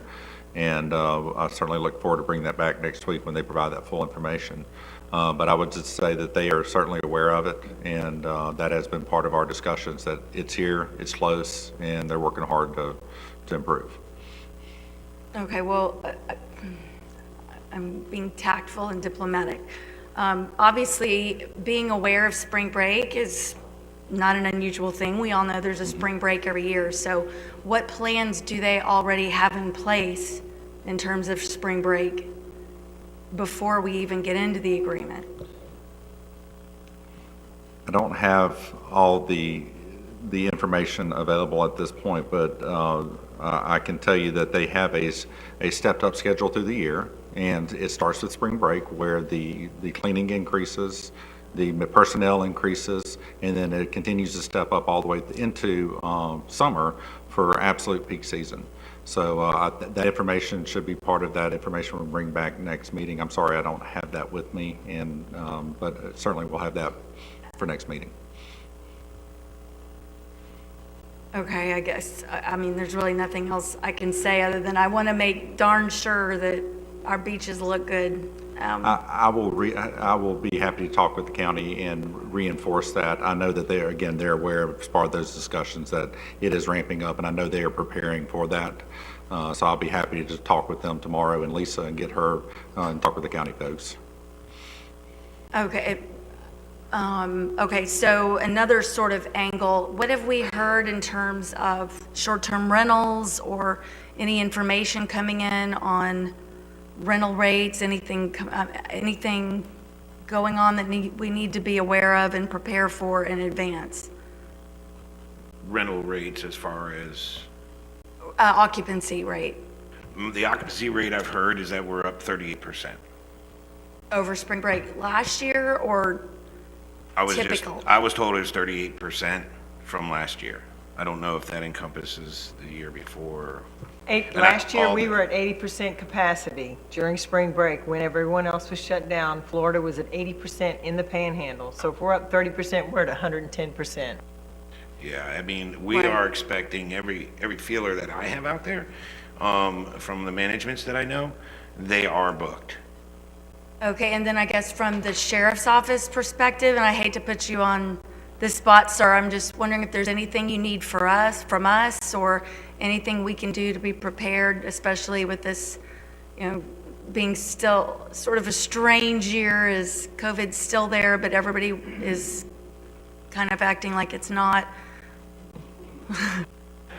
Well, we're kind of getting conflicting stories from different universities. Some of them are canceling spring break because they've been doing so much remote instruction that they're going to continue classes and only have like a 3-day spring break. But I will tell you that most of the trends we're seeing is we're trending up, and it's going to be extremely busy this year, whether people are coming and going to do those their classes remotely or not. But yeah, it's looking like we're going to be trended up. We have the same plans as every year. Increased staffing, increased overtime. We have the new boat we just bought that'll be out there. We're aware of some social media posts where the group from Tallahassee are coming over here March 21st and April 25th again. They're calling it the Crab Island Takeover Part 2. So we're staffing up for that group again. And so we're well aware. We have our analysts working on some information for us, and we're going to be prepared to handle the situation. I can tell you, I know I work for Florida State University, and we set in stone at the beginning of the year we were not having a spring break, but I have already had students contact me and say I'm not going to be attending class that week, blah, blah. Yeah. So, and I see that the dates are actually on y'all's official schedules. So I think you're on the right path with, they're going to be spring breaking, whether that's in official spring break form or not. Yes, ma'am. And with the new sheriff, Sheriff Aiden, the same philosophy. It's going to be as zero tolerance about the underage possession. We got to protect our kids from themselves. And so we'll be taking that same approach and dealing with it appropriately. Great, thank you so much. I Yes, ma'am. appreciate it. And I mean, Dr. real- Ramswell, before Yeah, you go ahead. before you leave, so while you're up here, there was like a portable type of jail cell that was set up during a spring break in, I think it was in Pensacola. Did they do that here last year so that you could immediately stop those kids? No, ma'am, we didn't. It's because we have the booking facility in Shalimar and then the primary jail in Crestview. We just had basically a 15-passenger van, transport van, going back and forth from here to Shalimar. It's cheaper that way, and still gets the job done. Thank you. That's Thank you, a Captain. good resource. Thank you. It's good to know. Appreciate it. All right, Dr. Ramswell, go ahead. All right, and that's all I had on spring break preparations. The third item I had was directing staff to amend the code to allow additional time for ATVs to drive on the beach for trash removal. And that's an item that emerged from the Beach Advisory Committee meeting. Attorney Kim Kopp was at that meeting as well. What the discussion involved was, and again, this is a bunch of partners all involved in the discussion, including the county, and we were talking about trash and how, especially on holidays and when we really get into the peak days of summer, that trash needs to be emptied sometimes more than once a day. And we were discussing amongst the vendors how they might be able to assist in removing some of the trash, making the beach look better. And they had a request that, a lot of them have long stretches of beach up to a mile long that they actually have several different setups for along the way. So they had requested to see if they could utilize just an ATV, not a truck, but to go through their different setups in different locations and empty the trash periodically during those high points. So I'll let Ms. Kopp kind of elaborate on that and what her thought was in terms of addressing our code to allow them to do so. I think you summarized it well. That was pretty much the discussion. The only thing I could add is we talked about how to allow it but still keep some limits on it. So for example, instead of telling them they could drive the ATVs all day getting the trash, which we were concerned about beachgoers basically being in the way, we thought about loosening up the code for after 2 p.m. when usually at least the beach tends to get a little less crowded.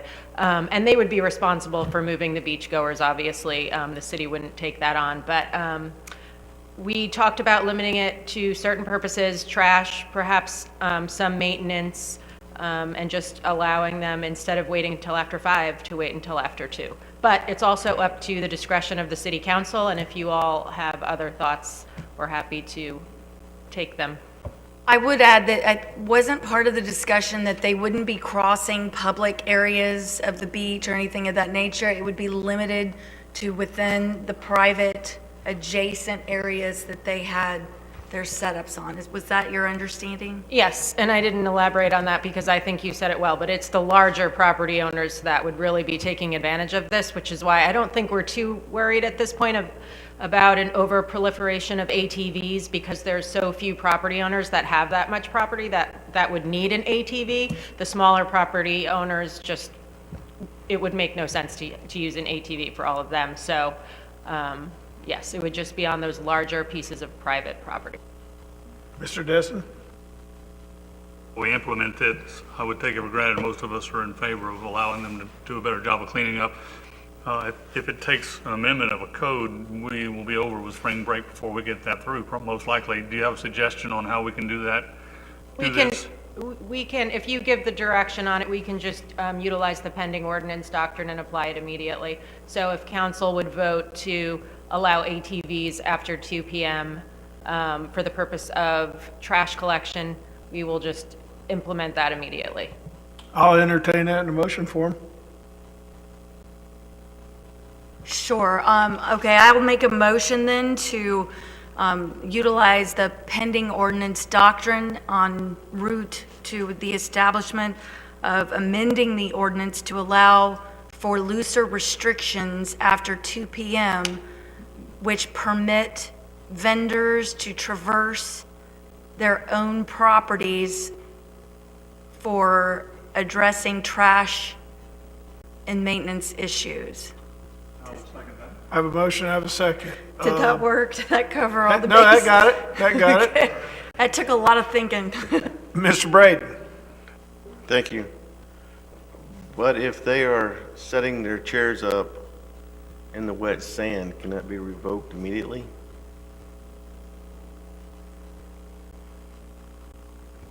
We haven't done that We- yet, have We we? would be addressing that wet sand with citations. So if they're in violation of that, we're going to be issuing the citations. I guess my thought is, I mean, we get so many complaints about that, and I don't mind helping them out with this, but my thought is they're not going down and picking the trash up for us. It's more for their benefit to be able to use their ATVs on the beach for maintenance and whatever, picking stuff up, calling it maintenance. So, you know, I don't mind working with them, but they're gonna have to work with us and not, you know, we have to go down there every day asking them to move their chairs back up away from the water. You know, if that's the case, then, you know, for that particular vendor, it should be revoked immediately. You know, he can start hoofing his stuff back up the hill by foot. I mean, if we're gonna work with them, they need to work with us. We just get so many complaints on this for years and years and years. That's my only thought. We can put language in the ordinance that if there is a pending code compliance matter, or if they've received, you know, a certain number of citations, that they lose their right to use the ATV before 5 o'clock, if that's what you're suggesting. I mean, one citation, if we get one, then We can do that too. it's done. I mean, they know. We get complaints every year. I mean, code enforcement, they run them to death, so. Will our pending ordinance on the safety fairway, Kim, won't that kind of address that? Because We are working on that ordinance. We were trying to expand it beyond the 20 feet at the water's edge, but that has kind of changed back to only the 20 feet by the water's edge, because it's not being supported by any of the entities involved to have other corridors. So yes, we will do that, but I think to Councilmember Braden's point, he's saying even if they don't comply, even if we pass an ordinance and if they're not complying with that, then this would still be in place where their ATV privileges could be revoked. this is something we can do now where our other ordinance, we're still working on it. Okay. Correct. We show in good I faith got by allowing it. They show in good faith by, you know, not giving us trouble. Then, you know, maybe next year we do a little bit more and see if we all can't do better. Okay, well, I think Kim's writing her notes down right now. Mr. Smith? Thank you. Mr. Brand, I agree as well. And Dr. Ramswell, apologies if I'm making you rehash this, but what was the biggest reason they wanted to get out there earlier than 5 o'clock? Was this why you're bringing this up? Why? Well, we were talking with the county about their plans for the year in terms of trash pickup and raking, and not even the vendors were talking. It was the county and me, and I think the fire district. But we were talking about the fact that often during some of the busiest times, and especially on holidays, that the trash cans are overflowing by 1 or 2 o'clock. And then conversation ensued, and a lot of folks, or especially spring breakers and younger crowds, are either sunburned and ready to go home, or they've had too much to drink and need to get off the beach by about 2 o'clock, some of the ones that go out really early. So and even if that's not the case, crowds do tend to thin out a little bit more after 2, and then the whole rest of the day, the cans are sitting there with stuff everywhere overflowing. So one of them said, well, we can go pick up the trash on our property and help out if that would be something, since y'all are concerned about trying to get your trucks through, or you can't get your trucks through with the county. And so that's how that conversation sort of developed and went forward, was, well, you know, maybe we can look at allowing you to assist in that manner. Because of course, I mean, it does help their properties look better, but it does help the whole beach as a whole look better especially in some of those where you've got the end of that private property right there by the public beach property, and, it's hard to distinguish just looking who's whose. Thank you. And so I guess their goal, it sounds like, is so they can pick up the trash a little bit earlier as it starts overflowing instead of walking to get it. It's kind of, and there was a lot of them that were agreeing that would really help them out. Yeah, because there's at least 4 or 5 of them that have, a half mile to 3/4 of a mile, even longer stretches of beach that encompasses several different properties, but it's the same vendor that is utilized. So, picking up a trash can, a giant trash and everything from one end, and then trying to get, it gets kind of burden. Just thinking out loud, my only fear is, though, if they go pick it up at 2:05 and then leave it there the rest of the night or all afternoon, does the county pick it up at the end of the night, or? Yeah, the county would still be doing their pickup. This would be, they just couldn't, the county wasn't prepared to say that they could come and do an additional pickup during the middle of the day. So this was a way to sort of assist and not having the buildup of trash through the day. The vendors would chip in and help and get some of that off to help ease the burden for the county. Sounds good. I can't wait. I'm looking forward to seeing how it all works out. I can't wait. All right, and so this, Kim, staff, you guys got the direction where we're going. All right. Got a motion and a second? Let's vote.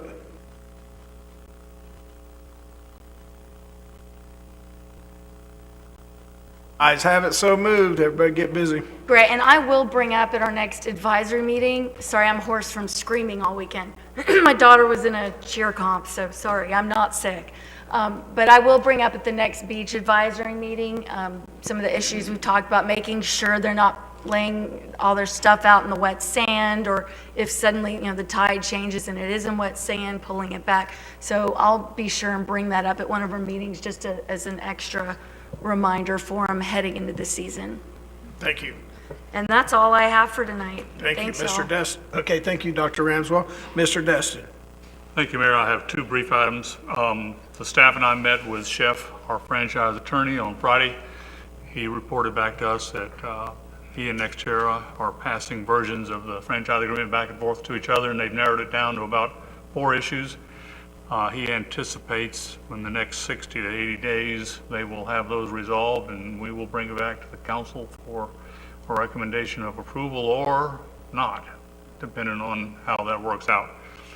And the other issue is, I don't know if any of the rest of you have had calls, but I had several calls over the weekend about folks running the 3-way stop at the new intersection we put in at Kelly and Main. So I would request that our city manager get with the sheriff's department and see if they can't go back to monitoring that as close as they did when they first put it up, because I got calls Saturday and Sunday about folks not even slowing down, and there's going to be a really ugly wreck there probably. Yeah, and it's not intentional, but it's just, it's happened. Yep. And I would agree with you. I was at the stop sign. The sheriff was sitting at the AOC, and a car just drove right through, and the sheriff turned it on and went and got him. I really think that they just they're just not even paying That's it, attention. they're not They paying just go. attention. Probably Yeah. on their cell phone. And that's Yes. all I have, Mayor. Thanks, sir. Mr. Overdeer. Nothing tonight. Thank you. Councilwoman Abear, you want to do something about the bamboo? Thank you, Mayor. This was, when I was chair of Parks and Recreation, back in January 2020, our group had made some suggestions to start weeding back the amount of bamboo and reeds at the Main Street Park area where we literally just replaced the whole sidewalk. The bamboo had been planted by the homeowner on the other side because he wanted people not to be able to see it. Well, anyone that knows anything about bamboo, once it starts, it just takes over. Well, in the last year, realistically, instead of just trimming it back, because once you trim it back, it's just like rose bushes. You trim it, that feeds it. It just triples the growth. So the trimming is not working. And in the last year, because of COVID, I talked to Director of Parks, and she was, we're going to try and get the guys out there, but with COVID, we've had to parlay people everywhere else. And I talked to Lance about this today. The residents that are close to that area have seen an increase in rats, gnats, and as well as there's a very foul odor now that comes from that area. And because the health of the water has deteriorated because of the overgrowth of this non-native grass, which should have, it doesn't serve as a filter for the sediment. It absorbs the nitrogen and phosphorus in the roots, and it's keeping the sediment from, it's preventing it so that it's polluting the bayou. And then a couple days ago, some kayakers basically pulled in my driveway, knocked on my door and said, hey, we used to launch about a year ago out of that bayou. Now when you go down into the water, it's like you're in oily mud, and it's like up to your knees. And they said it's never been that bad. And they said in the last year it's gotten worse. So I know that Lisa had sent me a text about red-winged blackbird. Well, I did some research. The red-winged blackbirds that's nesting in there is not an endangered species. In fact, it's called an LC, least concern. It is a species that can migrate and settle anywhere, and if the right grass is, it doesn't matter what it is, it will settle wherever.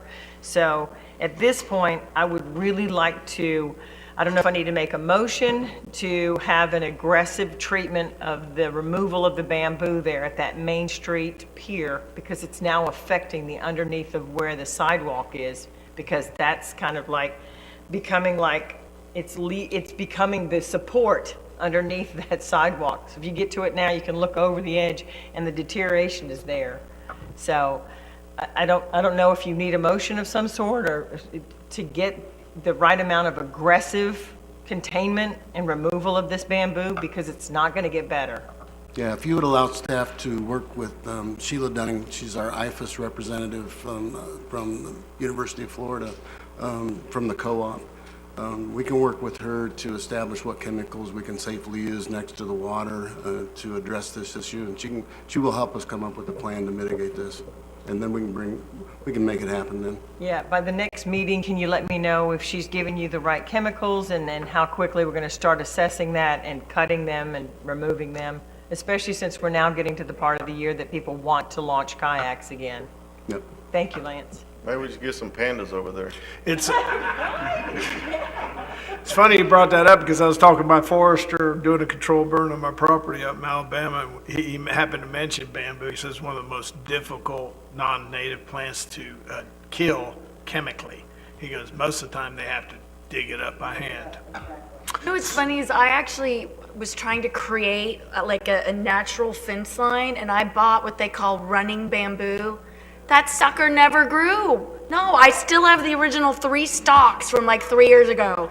Well, so I managed to come kill to Main bamboo. Street, take a few of those, because they grow quick. Maybe I should try to plant it there and it'll kill them all. We'll see. Is that all? That's all I have, Mayor. Thank you. Mr. King. One quick thing about bamboo. I've got my neighbor had a bunch of bamboo, and it came absolutely through. I mean, it knocked my fence over. Yes. And we knocked it out together. But anyways, that's all I got. Thanks. Nothing down here, sir. Nothing from Mr. Schmidt. Nothing here tonight from me. So that leaves our land use attorney. Thank you, Mayor. I am requesting to call an executive session on March 15th, 2021 at 5:30 PM pursuant to Section 286.011, subsection 8 Florida statutes in the case of Destin Fishing Fleet Incorporated versus City of Destin, Okaloosa County Court Case Number 2019 CA 000425F, for the purpose of settlement or strategy related to litigation expenditures. And those present at the executive session would be all city council members and the mayor, the city attorney, Steve Bauman, our insurance counsel, which is Bill Warner, and myself, and the city manager. Motion to approve. Yeah, we can make a motion. I have a motion to approve. Second. That request in a second. I don't think there'll be any further discussion. Everybody good for that? Let's take a vote.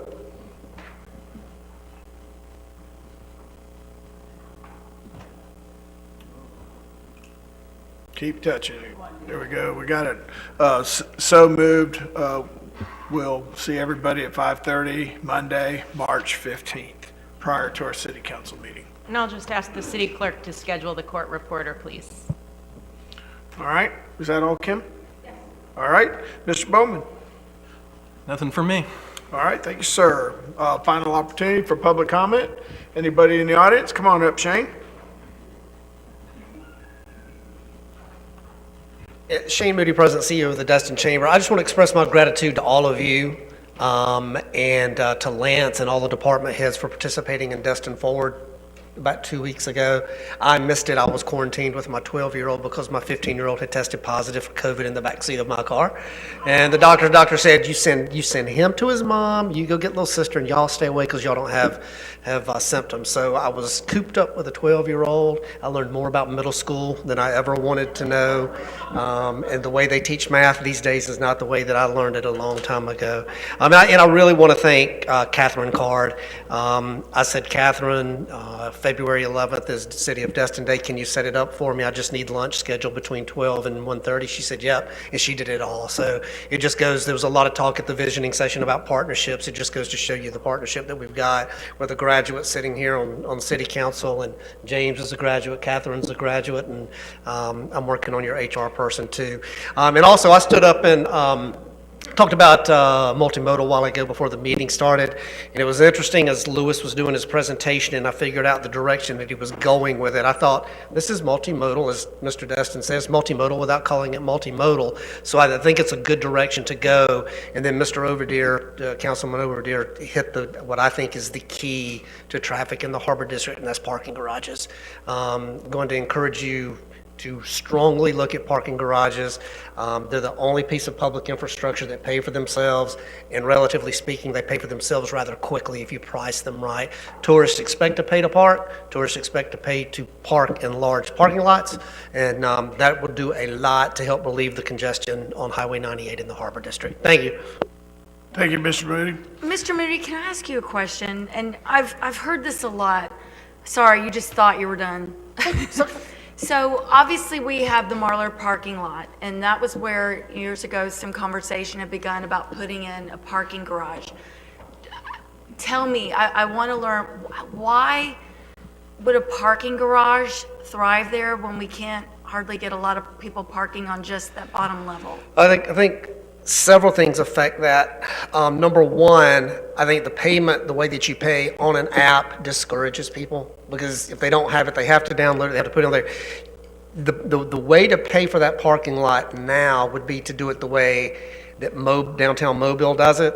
If you've ever been to a concert at the Singer Theater over there, you pull into a parking lot right across the street from the Singer. You look at the parking space number, you go to a credit card machine like an ATM, put your credit card in, it says which parking space, you punch it in, and then it says you want 2 hours, 2.5, or 3 hours, or whatever the numbers are. You hit it, charges your credit card right then, and you're locked in for that amount of time and safe. And you go put the ticket back on it's really easy. You don't need an app. It's everybody, even snowbirds and senior citizens, know how to use ATMs. So it makes it easier for people to park there. Number two, I think signage. People, and Webb talked about this a while ago, people don't know that parking lot is there that it's public parking. They know the parking lot's there, that it's public parking. And without gates, gates signify public parking. So I understand what Webb said, it's very, very expensive. And then if you're a tourist and you're coming down the road and you see a parking garage, hey, that's public parking, and you'll pull in there. Most cities with traffic problems in their downtown areas have done that. And there's a way to make it look attractive where it doesn't just like an airport parking garage. That's not what we're looking for. But you build a 3 or 4 story. The reason traffic on 98 is so bad, especially on Thursdays in the summer, is there's nowhere for them to pull to. They're stuck on 98 because there's nowhere for them to go. And it's something else you ought to look at, and I've said this for years, is your north-south roads between Mountain and 98, Palmetto and Marlar and the other two. I think there's 4 of them, there may be 5. Alternate north-south one way, make them one lane, and create diagonal parking in the other lane with parking meters. So then you're generating more money there as well. Then you get your traffic flow like most major cities do, with one-way streets, with two-way streets on either side of them. So it's a good vision. Again, we're a city of 14,000 people, but we're a city of 100, 120. And if the numbers I'm hearing for spring break and summer hold true, we're going to be a city of 130. And so it's, you could put a parking garage behind McGuire's and nobody would ever see it, so you wouldn't have to worry about the beauty of that. You can also, if you get really visionary, like a lot of big cities have done, you build the garage and then you have a couple of stories of private-public partnership apartments on top. And what you have to do is you have to create, the Harbor District is not pedestrian-friendly. Parking garages help make it pedestrian-friendly because you take cars off the road. I mean, Councilman Destin, what's the number been? What, 1,800 parking places short in the Harbor District for all these years? And we've not made any progress with that. So garages is, you got to create it. The only way to create it is to build it. When you don't have land, you got to go up.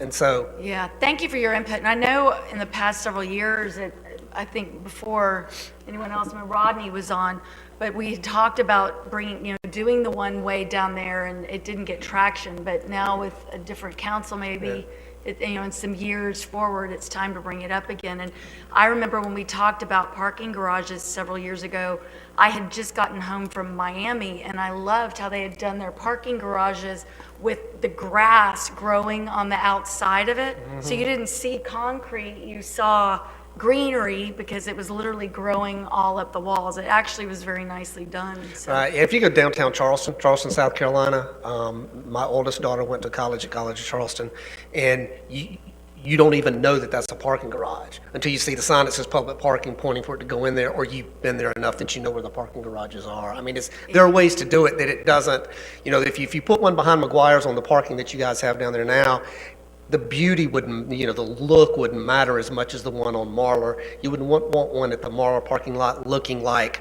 an airport parking garage. It's just not what you would want, so. And we've talked about wayfinding before, and I don't know whatever happened to that, but I'd love to see more signage saying public parking 2 blocks down, or, arrows, so people very clearly know where it is, and it's not at the last minute where they're suddenly cutting across all the lanes of traffic. So, I agree with you that if we could get more aggressive on our parking for right now to where that lot is.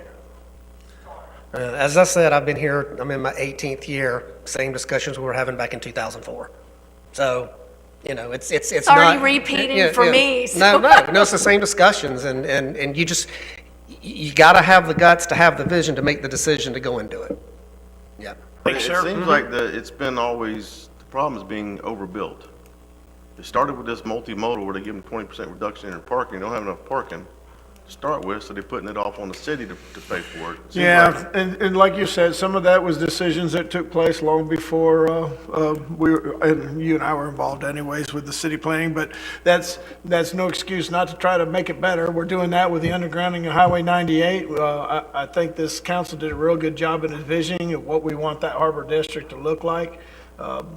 Parking is going to have to be part of that new redevelopment of that part of our community. So it's just something, we can get Parking Solutions back in there to give us some ideas, but you don't have to travel far or Google much to find wonderful examples of multi-story parking garages and the ways to get in and out of them, even in a community as small as ours with as bad a traffic pattern as we got. Is it too late to ask city that's staff to check on something? Well, and so that's what next I was meeting? just going to do, was direct staff. If y'all could look into the cost and appropriate locations to go ahead and put up signage saying public garage, here, 1 more block, 5, whatever, that sort of signage, and bring it back to us by the next meeting. I don't think it should be that intensive of research, but that's something we could implement pretty quickly. Yeah, one of the things, it's not a delay really or a problem. We've been kind of waiting on the TDC to execute its wayfinding program that they're going to pay for east and west entrances into Destin, and signage such as that is I think part of their wayfinding plan, and maybe we can reach out to Jennifer. Well, and it might be, but speak with them and see what their timeline is, and then we could see if, their timeline's too long, maybe we ought to just step up to the plate and initiate something new. Yeah, they can certainly check on that in conjunction with researching it. Yeah, who's our But like representative? Mr. Moody said, I mean, if we continue to wait on seeing what everyone else is doing, and will they fund it, will they not? I'd rather do it, and then we could apply for reimbursement, or, I don't know that they're gonna be interested in doing parking garage. It seemed like it was more, Yeah, Skip, go ahead. I think you're right. I think you can check with Jennifer if you want, but I think it's going to be much faster for us to just go ahead and pursue it on our own. Because TDC is fumbling with a lot of other things right now, and wayfinding is not really their top priority. It's one of their programs, but it's not a top priority. I'll have staff look into the DOT signage. We can do that in very short order. Right, yeah, that'd be And great. get those out, and then Lewis and his crew is already working on a sign package to come back to you guys. And I don't know if you want to expand on that at all? If it pleases this council, I could reach back out to Greg Darden and have him come in and just kind of give us a brief overview of multi-storage parking garages. They did the one, remember they showed us 2.5 years ago down there at the Zerbe. Have him come back and just kind of give us an update, just so we have more information, before we act or anything along those lines. If that's okay, I'll reach out to him and see if we get him on the agenda to do a quick 5-minute or 8-minute presentation just on parking garages, just to give us some visual aids. We agree. Is that good? You guys okay with that? If it's Louis, okay? did you have something you were going to say about this? I didn't want to. I was just going to add on to what the manager just said. We will be moving forward with our wayfinding program, and we have a presentation before the Harbor CRA, I think in the next 2 meetings, to show them what we have to start the signage program. So it's underway. So. Are you going to put a cute fishing pole on them or a marlin?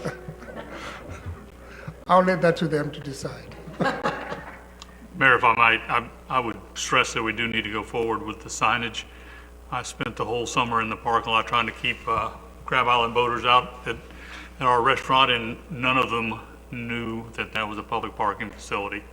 So we need to prioritize that. The other thing is, I agree with Shane, the credit card that's in the parking lot is so much simpler to use and is more likely. The other problem I've had talking to people is, what app? So we need to simplify that. All right, thank you, guys. Well, I give you all plenty to do, as usual, as if you guys don't have enough to do already. Seeing no further comments tonight, meeting adjourned.